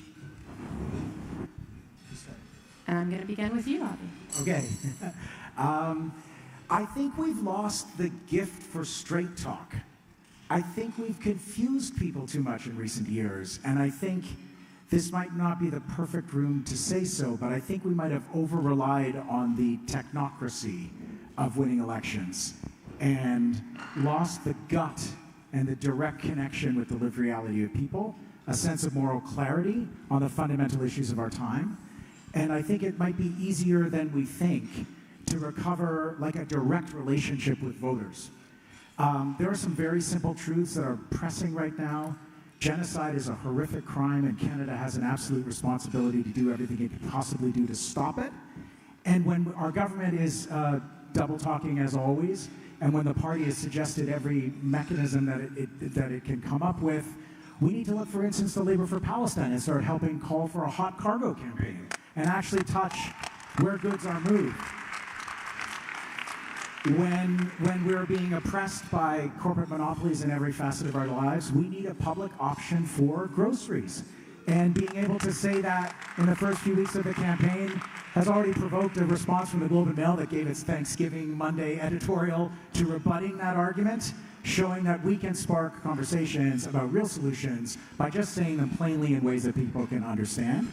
And I think this time when fascism is rising, not just in the United States, and we can't say it can't happen here, because those are the fatal last words of peoples and countries throughout history, we have abundant opportunities to start advocating for solutions that are as big as the crises we face, and communicating them directly with passion and seriousness and substance, and I think that's how we reconnect. Thanks. I'll go to you next, Heather. That's a great question, and I think what we have to do is start talking to people again. You know, I think we stopped meeting people where they were at. We stopped talking to people about the things that are important to them. You know, we know across the country right now, people are so deeply worried about the cost of living. They're so worried about, you know, whether they're going to be able to keep their job, whether young people in their family are going to be able to keep their jobs. You know, housing, the fact that people can't afford housing, those are the things that people are deeply, deeply concerned about. And we need to be meeting folks where they are. We need to be having those conversations with them. You know, I started, after the election in April, I started traveling across the country and meeting with folks across the country, with Canadians, with New Democrats, with workers, to talk to them about their vision for our party and what that looks like to rebuild our party. And you know, people around this country are so excited about the opportunity to step up, so excited about the chance to be part of this rebuild. But when I asked them, like, what excited you about the last election? Often they couldn't tell us. So we do need to meet people where they're at. We do need to be talking about the issues that are most important to them. That does not change. That does not change our values. It changes how we talk to people and where we talk to people. And you know, I think there's something else that's really important. We have to want to win. This is really important for New Democrats, because when we win, When we win more seats, when we get more folks elected, we make real change for Canadians. We make this country better. So that's got to be the goal for us, is to actually win more seats. You know, I have a plan to win, to start with the grassroots, to build that up. That's what we need to do to make sure that the next time we have an election, there are more New Democrats. Thanks, Heather. I'll go to you now, Rob. Well, this sucks going last on this question. So, all right? my friends here, you know, I agree with everything that they've already said. But there's one more piece of it. And over the last few years, we, the collective we, as the NDP, have allowed the Conservative Party to steal our members. And how they've stolen our members. Because members of the working class are angry. They're pissed off. They're afraid. They're afraid when they're going to be able to pay their mortgage, or, well, you've heard our 3 stump speeches today. And so, Pierre I can never say that guy's name. Fuck. PB. Just go with PB. Pierre Poilievre, he's been able to steal their narrative and tell our people that it's not the government's fault, that it's not the Conservative Party's fault or the Liberal Party's fault, that we're in such bad shape. He's turned it around and said, you have to hate the person that doesn't look like you, or you have to hate your neighbor because they don't come from Canada. And we got to flip that narrative, because that's what this party has been able to do for generations, is to tell people that it's okay to be different. It's okay not to agree with your neighbor, because we're New Democrats. And that's what makes our party great, is we get 5,000 people in a room, we get 5,000 different opinions. But when we walk out of that room, we have one voice. And we've forgotten that as a party. These are conversations that we have to have with our people from coast to coast to coast. Along with the conversations that my friends have said earlier. These are going to be hard and ugly conversations, but they have to be done. Thanks, Rob. Is something you want to add, Avi? Yeah. Thank you, Rob. You'll get that Poilievre thing. It's not as hard as it seems. I started my career as a local news reporter in Toronto for City TV, City Pulse at 6 in 1989, 1990. And I think, you know, especially when we have just the Magnificent Seven and we don't have our usual time in Parliament, we've got to get better at sensing the moment in the news cycle and stepping up with the kind of responses that really echo with people. So when we give hundreds of millions of dollars, federal dollars, to the Stellantis plant to retool, and they take off and take all those jobs with them, we need to be saying we're taking it over under public ownership and running this for the public good. Heather? One of the things that Rob talked about, and I want to touch on, is the idea that we need to start having those conversations with folks where they're at, again, in union halls, in church basements, in community centers. You know, we need to be having these small conversations with New Democrats across this country so that we can share what our vision is for this party, so that we can meet people where they're at. I think for a while there, you know, it's important that we are talking to leadership, but it's also important that we're talking to folks on the line, that we're talking to folks in hospitals, that we're talking to folks in factories. Those are the people that need to hear that the New Democrats understand what they're going through, and we have the solutions to help. Thanks, Heather. Did you want to end, Rob? I'm okay. You're good. Okay. Awesome.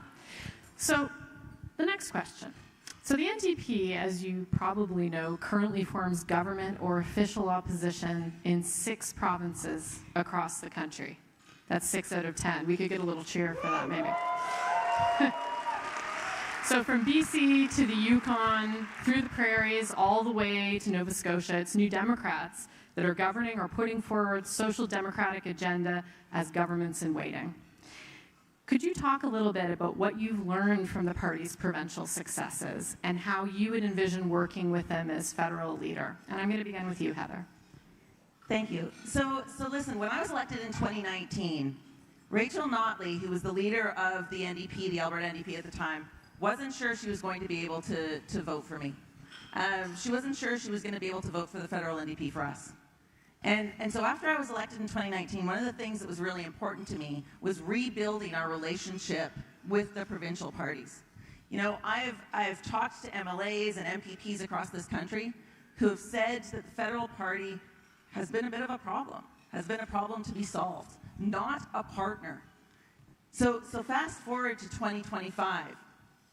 You know, we worked on that relationship. I worked really hard with the Alberta NDP. And Rachel Notley stood next to me at my campaign launch and endorsed me for the leader of the NDP. It's what we need to do. We need to work with our counterparts in the provincial party because, you know, it's a big country and we're not going to agree on everything. But the values that we have as New Democrats, the 99% of the things that we agree on, we need to be supporting each other. We need to be working together because when we work together, we win. It's why I was in Newfoundland for the election. It's why I was helping Jim Dinn pull the vote. It's why I knock on doors in provinces across this country. It's how we support each other because when New Democrats provincially win, it helps us federally. When New Democrats federally win, it helps the party provincially. We are the same party. That's how we win. Thanks, Heather. I'll go to you next, Rob.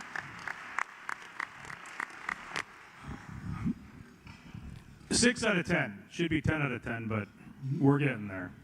So the reason why is because when Premier Horgan was around in BC, he brought in the Declaration of, I wrote it down so I didn't screw this one up like I did the Abiento, Declaration of Rights for Indigenous Peoples. It was the first province or territory to bring that into a part of their legislation. This is what New Democrats do. He brought in card check, so it's easier to unionize.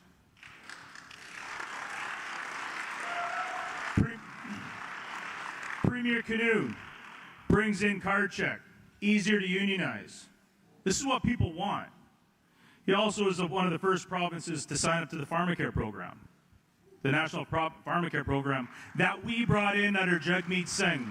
Not the Liberals, us. This is what new Democratic parties in the provinces bring to the country. And this is what we, all of us in this room and outside of this room, have to prove to Canadians that vote in federal elections that, yeah, if we do it provincially, imagine what we can do federally. Imagine it. Thank you. Thank you. Avi. As expected, also a big fan of our provincial sections. I think for a federal leader, you have to have a handle on the structural differences, and they are significant. In the Western provinces especially, our NDPs are on the front lines of the battle against the hard right. In two-party systems, it is eye to eye with the extremists who are taking over the conservative movement in our country. That's the way it is in my province of British Columbia. And those differences are really stark. Like we're talking residential school denialism. Obviously, we all feel for Albertans living in Daniel Smith's dystopia, where the notwithstanding clause is like the least of this year's crimes, and it is a terrible one just on its own. And so those provincial NDPs have to face off against extremists. And, you know, when I was pulling the vote in the last provincial election in BC, on the day of an atmospheric river, right, against a party of climate denial, those stark contrasts were incredibly clear. That is not our challenge in the federal NDP. In the federal NDP, we have the goddamn Liberal Party, which runs from the left and governs from the right and comes and eats our vote with 10 days left before E-Day every single time. And so we need really straightforward policies that distinguish ourselves from the federal Liberals. Like, we cannot keep increasing fossil fuel production in this country. And we just have to be straightforward about it. And when there are tensions with provincial sections over specific issues, yeah, we have to be able to have disagreements well, which is why I've had conversations with a premier and a chief of staff in a couple of provinces in the last couple of weeks to say, let's not cost each other a single news cycle. Let's communicate and consolidate the messaging and be able to have differences within the NDP family that make each other stronger, but make our offer crystal clear to Canadians. And we support them every single election and in every battle against the far right. Thanks, Avi. I'm going to Heather. Yeah, the one thing I just wanted to add to that, just to push back a little bit, Avi, is that you know what? In this country, there are seats where we are actually competing against the Conservatives. Yep. You know, the party, the federal party, does have an important role to play, and that is recognizing that each riding is different. You know, in Edmonton, Strathcona, it is in fact the Conservatives that I am competing against, and that's the case in many parts of Western Canada. So we also need to be recognizing that each person, each candidate knows their riding, and we have to trust them, we have to get them nominated early, we have to get them in place, and we have to support them.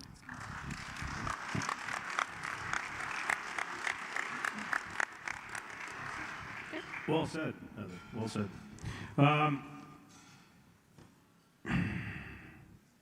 We have,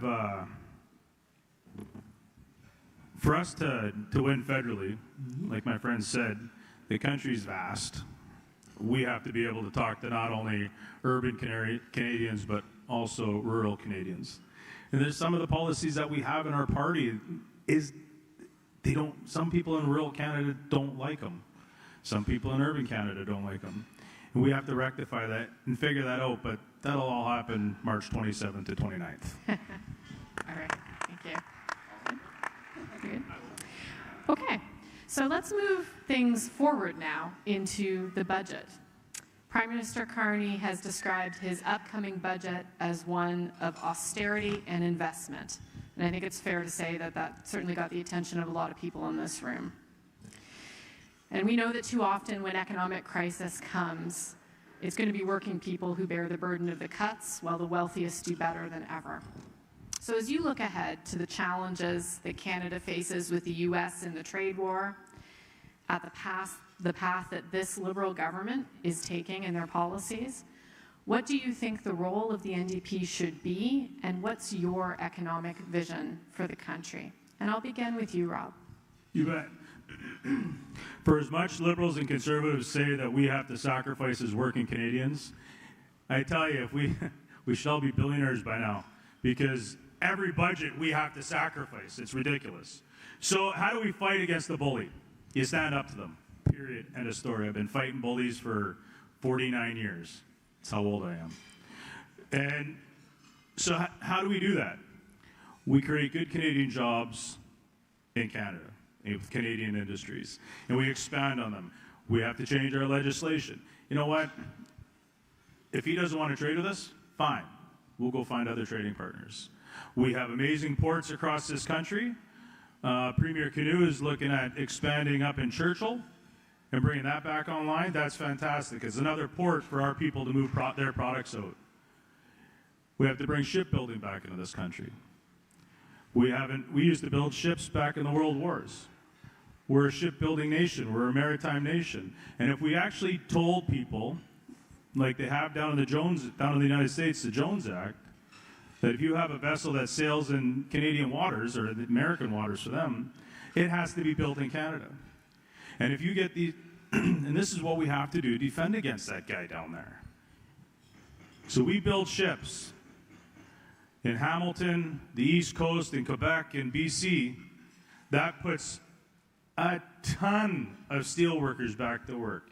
It puts our college and university graduates into jobs that they don't have when they come out now, because we're building industry on industry on industry. And that's what we have to do. And we've forgotten about that because Liberals and Conservatives don't care about us. They don't. We have to put a plan like that that can convince Canadians that we're the party to put them to work, so they don't have to worry about where their rent's coming from. Thanks, Rob. I'm going to you next, Avi. This is a pressing question. This austerity that is descending on all of our lives is going to be horrific, and it's going to kill people. And we know this, and this is the case that we make as the NDP time and time again. At the same time, the Prime Minister was able to snap his finger and find $9 billion in 9 months to increase military spending. They're now gold-plating the wheelbarrows to shovel the money out the door faster. This is going to, and on the way to spending 5% of our GDP on the military, on weapons, and on war, is going to change the character and culture of our nation. And so we are in a moment, yeah, that's okay, clap for that. We're the party of peace, and we need to be making that case. We fought against free trade in the 80s and the 90s because we knew it would lock in our dependence on that economy to the south, and it was a disaster, and now we need to reassert economic independence in Canada. That means we are in a nation-building moment, and there are lots of big nation-building projects that we need to pursue, like power lines, not pipelines, with Canadian steel and unionized jobs, and building a 21st century grid for renewable energy and storage. But we also need to redefine what a nation-building project is. Great piece in the Star a couple days ago about pharmacare as a nation-building project.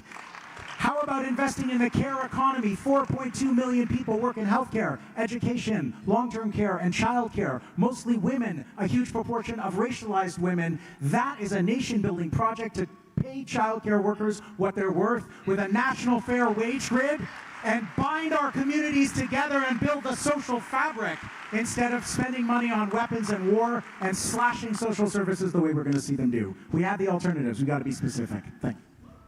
Thanks. Heather. You know, I want to start by telling a story.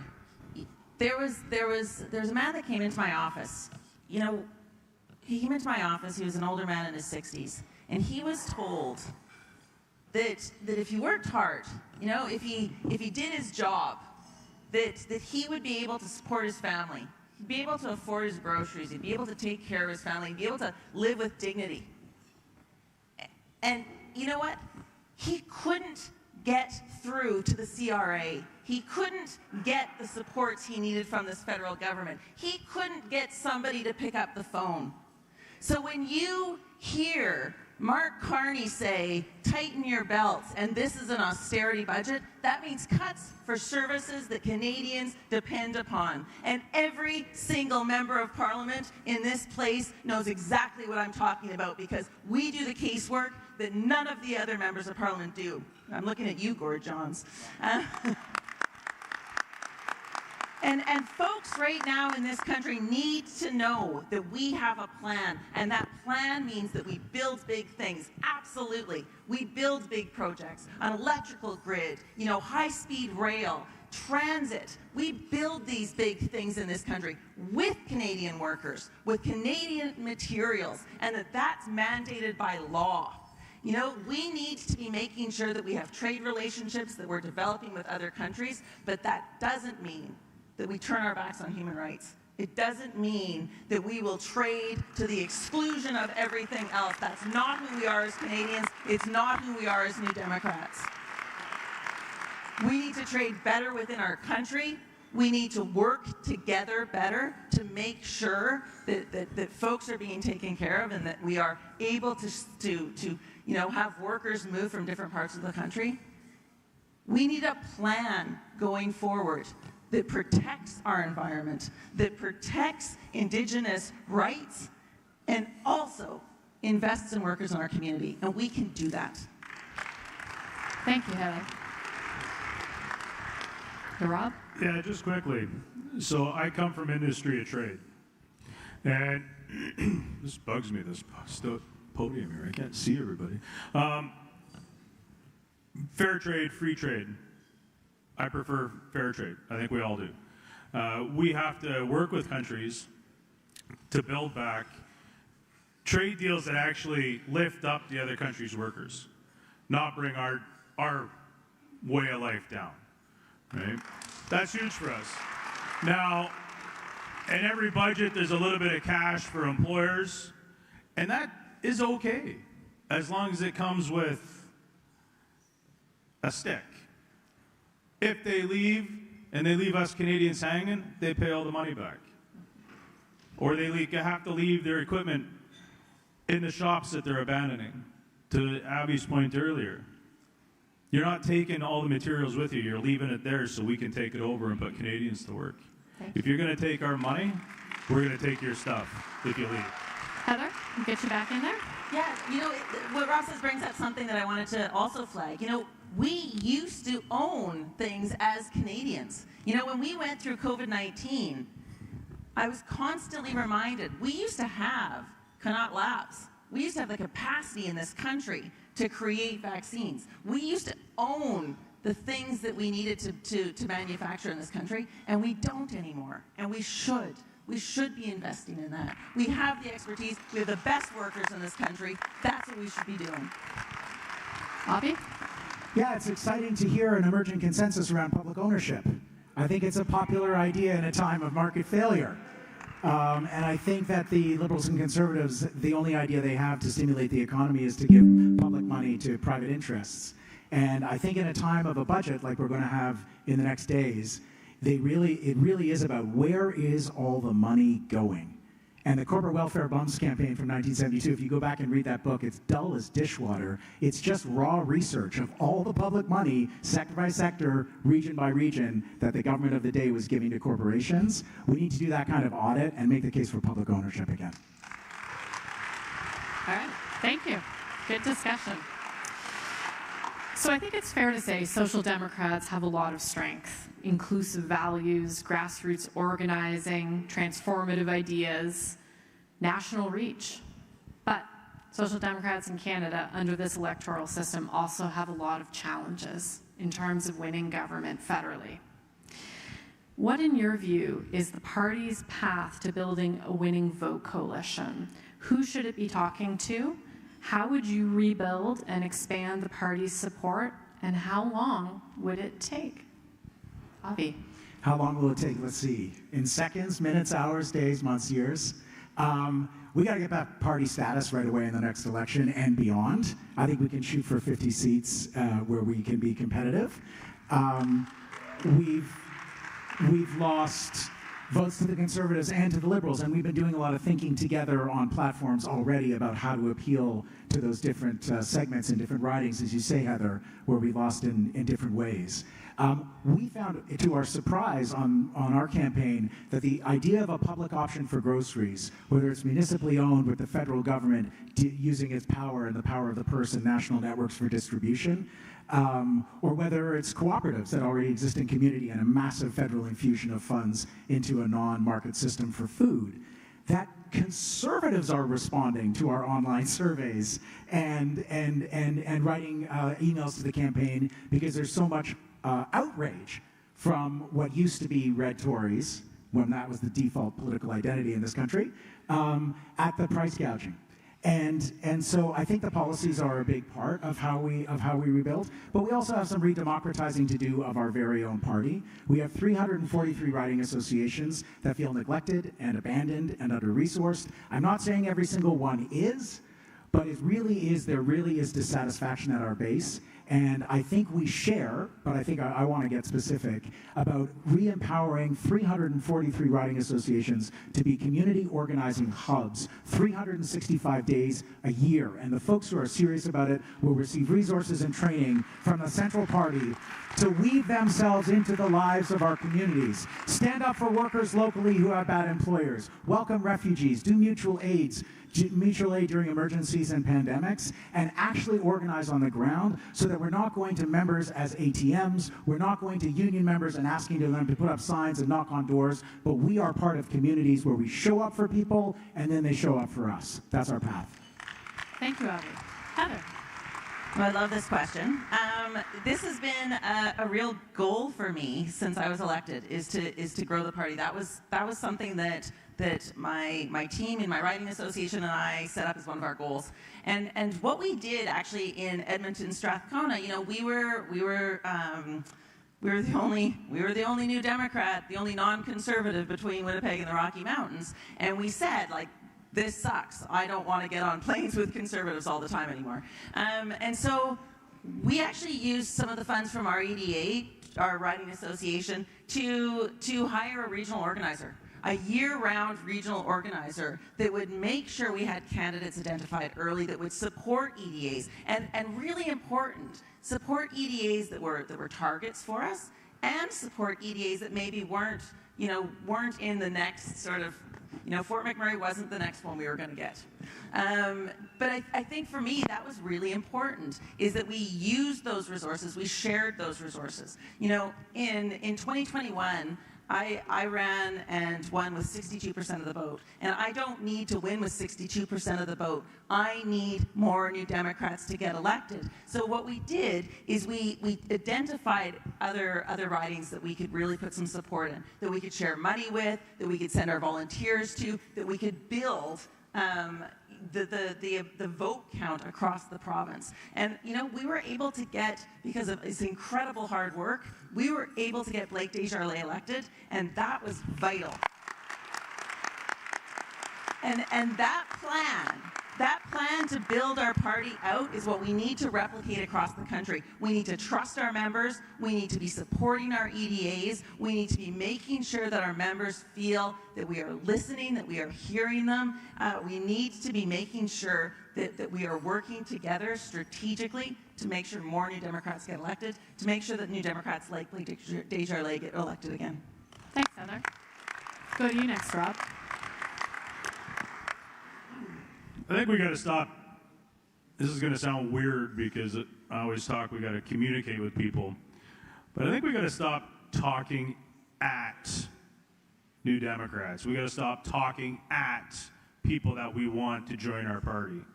We actually have to go and listen first because we've lost touch. We have, or we wouldn't be sitting with 7 seats.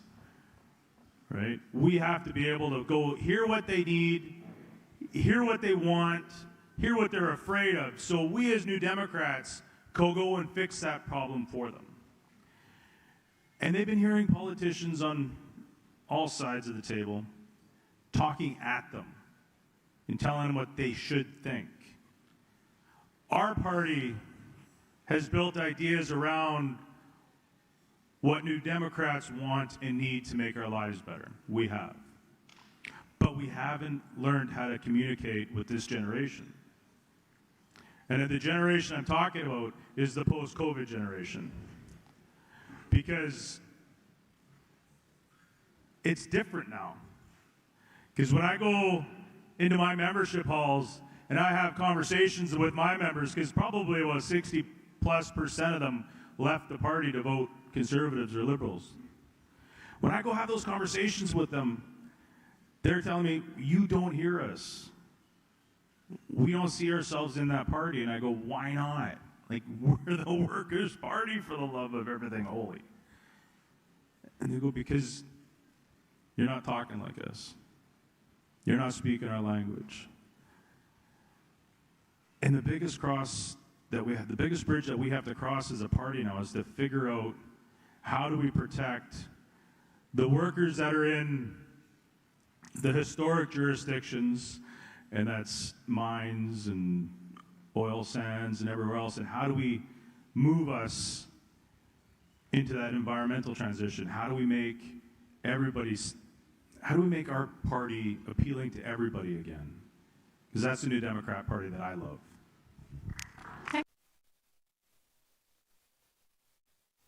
Et pour moi, une autre choix, c'est nécessaire. Like, il n'y a pas un chemin pour notre parti sans Québec. C'est très important. C'est très important. Et pour moi, je veux chaque travailleur, travailleuse, se sente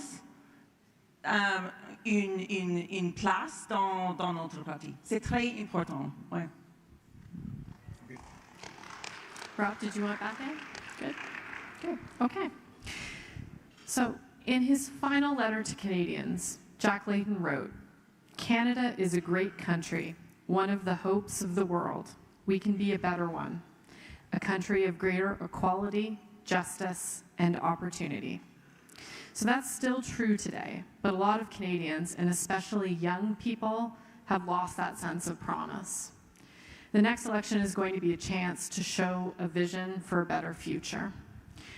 What would Canada look like under a New Democrat government with you as leader? And I'll begin with you, Heather. I love questions like this because it allows us to imagine what this country could be. You know, I think about the people across this country that are struggling right now. that don't see themselves represented by our corporate banker or by our career politician with Pierre Poilievre. I think about young people across this country that are trying to get by. You know, I'm a mom. I have a 17-year-old and a 20-year-old. I want them to live in a healthy planet. I want them to be able to raise their families and have good lives in our country. You know, I want them to be able to afford a home. I want that for them, and I want that for every Canadian. And for me, the vision that I have extends beyond that. You know, Canada has played a meaningful role in the world. We have punched above our weight in the past, and we are so diminished right now. We need to be fighting for human rights all across this country. We need to be fighting for workers' rights. We need to be fighting for the rights of people around the world. At this moment in time, what we can do to build a forward-looking economy that doesn't leave workers behind. You know, the investment in a green economy, the investment in a futures-facing economy, the investment in our young people, the opportunity that we have to do that right now, I mean, that's so exciting. There's so many things that we can do to make this country a better country for every single person in this room, for every single person in our communities, every single person in this country and in this world. And that's what New Democrats do. That's why we have to elect more New Democrats. Thanks, Heather. Go to you next, Rob. So, number one, believe it or not, I know this is going to surprise everybody, on my hit parade is jobs. Canadian jobs and Canadian industries. Because if we don't have jobs and we don't have good industries, that won't bounce when the self-appointed king says that they should come back. If we don't have those Canadian jobs and Canadian industries, we don't have much to look forward to. The other part would be a Medicare system that is fully funded and to protect it from conservative governments and liberal governments across the country that like to strip it and pretend that we have a broken system. But when we do this, is we add mental health into this. A fully funded mental health system. Fully funded dental system for every single Canadian in this country. Because they all tie into each other. If you're not well in one part of your bodily system, then the rest of it's going to go bad. This Medicare should be everything. A unionized green economy. We want to put windmills up. My crew import them all the time. Those windmills should be built here, by the way, not importing them from other countries. And we should be sticking them up and running our power grid off windmills, 100%. Union jobs, period, full stop. And when we got it, we can't forget about one of the most important things out there that protect Canadian workers, and that's the Canadian Labour Code. A number of years ago, under Stephen Harper's regime, they changed the definition of unsafe work, or hazardous work, however you want to look at it. And they changed it to the point where it's easier to kill Canadians at work. That's disgusting. We have to get back to changing the Canadian Labour Code. We have to look at enforcing the Westray Act the United Steelworkers put in, because we have to protect our people when we put them to work. Thank you very much, Rob. Avi, over to you. This is a question of storytelling. And Canada is an exceptionally wealthy country that is built on Indigenous land. And we need to start living our values when it comes to that and talking about free, prior, and informed consent for all of these nation-building projects that we're talking about. And we need a public transportation system that is free and publicly owned so that there's no highway of tears anywhere in Canada anymore, and not a single one more missing and murdered Indigenous woman or girl, because it is safe to get from community to community around this country. There are safe forms of generating power and electricity and an energy industry that actually looks to the 21st century. and builds a grid that can store energy and get off of the fossil fuel addiction, which frankly is as much an addiction to the revenues from fossil fuels for provincial and federal governments as it is an addiction to the substance itself. We can live in a country where we invest in the care economy and we actually invest in the things that make us different, the things that make Canada Canada. We need to make our country that Donald Trump would loathe to visit.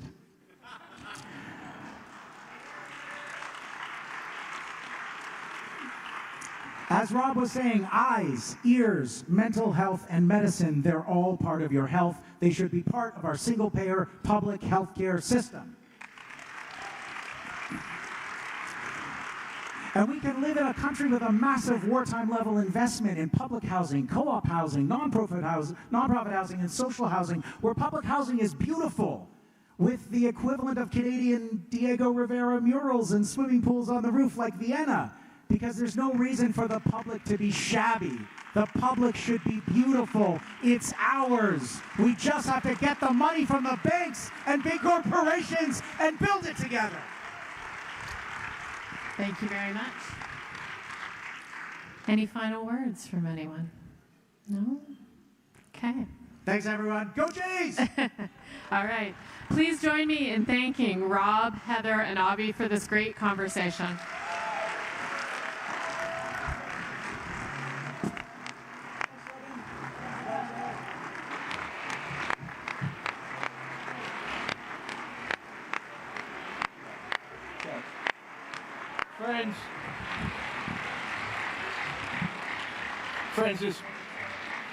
Friends, this brings us to the end of our programming. I just want to say thank you to everyone who's here. I want to say thank you to our panelists, for all the great people in the room. Also to our AV and tech people providing the work tonight. To our hardworking catering staff from my catering group, thank you for your hard work. To Jordan, to Avi, Rob, and Heather, thank you so much for putting in the time and effort. Who here is inspired? Are we all inspired?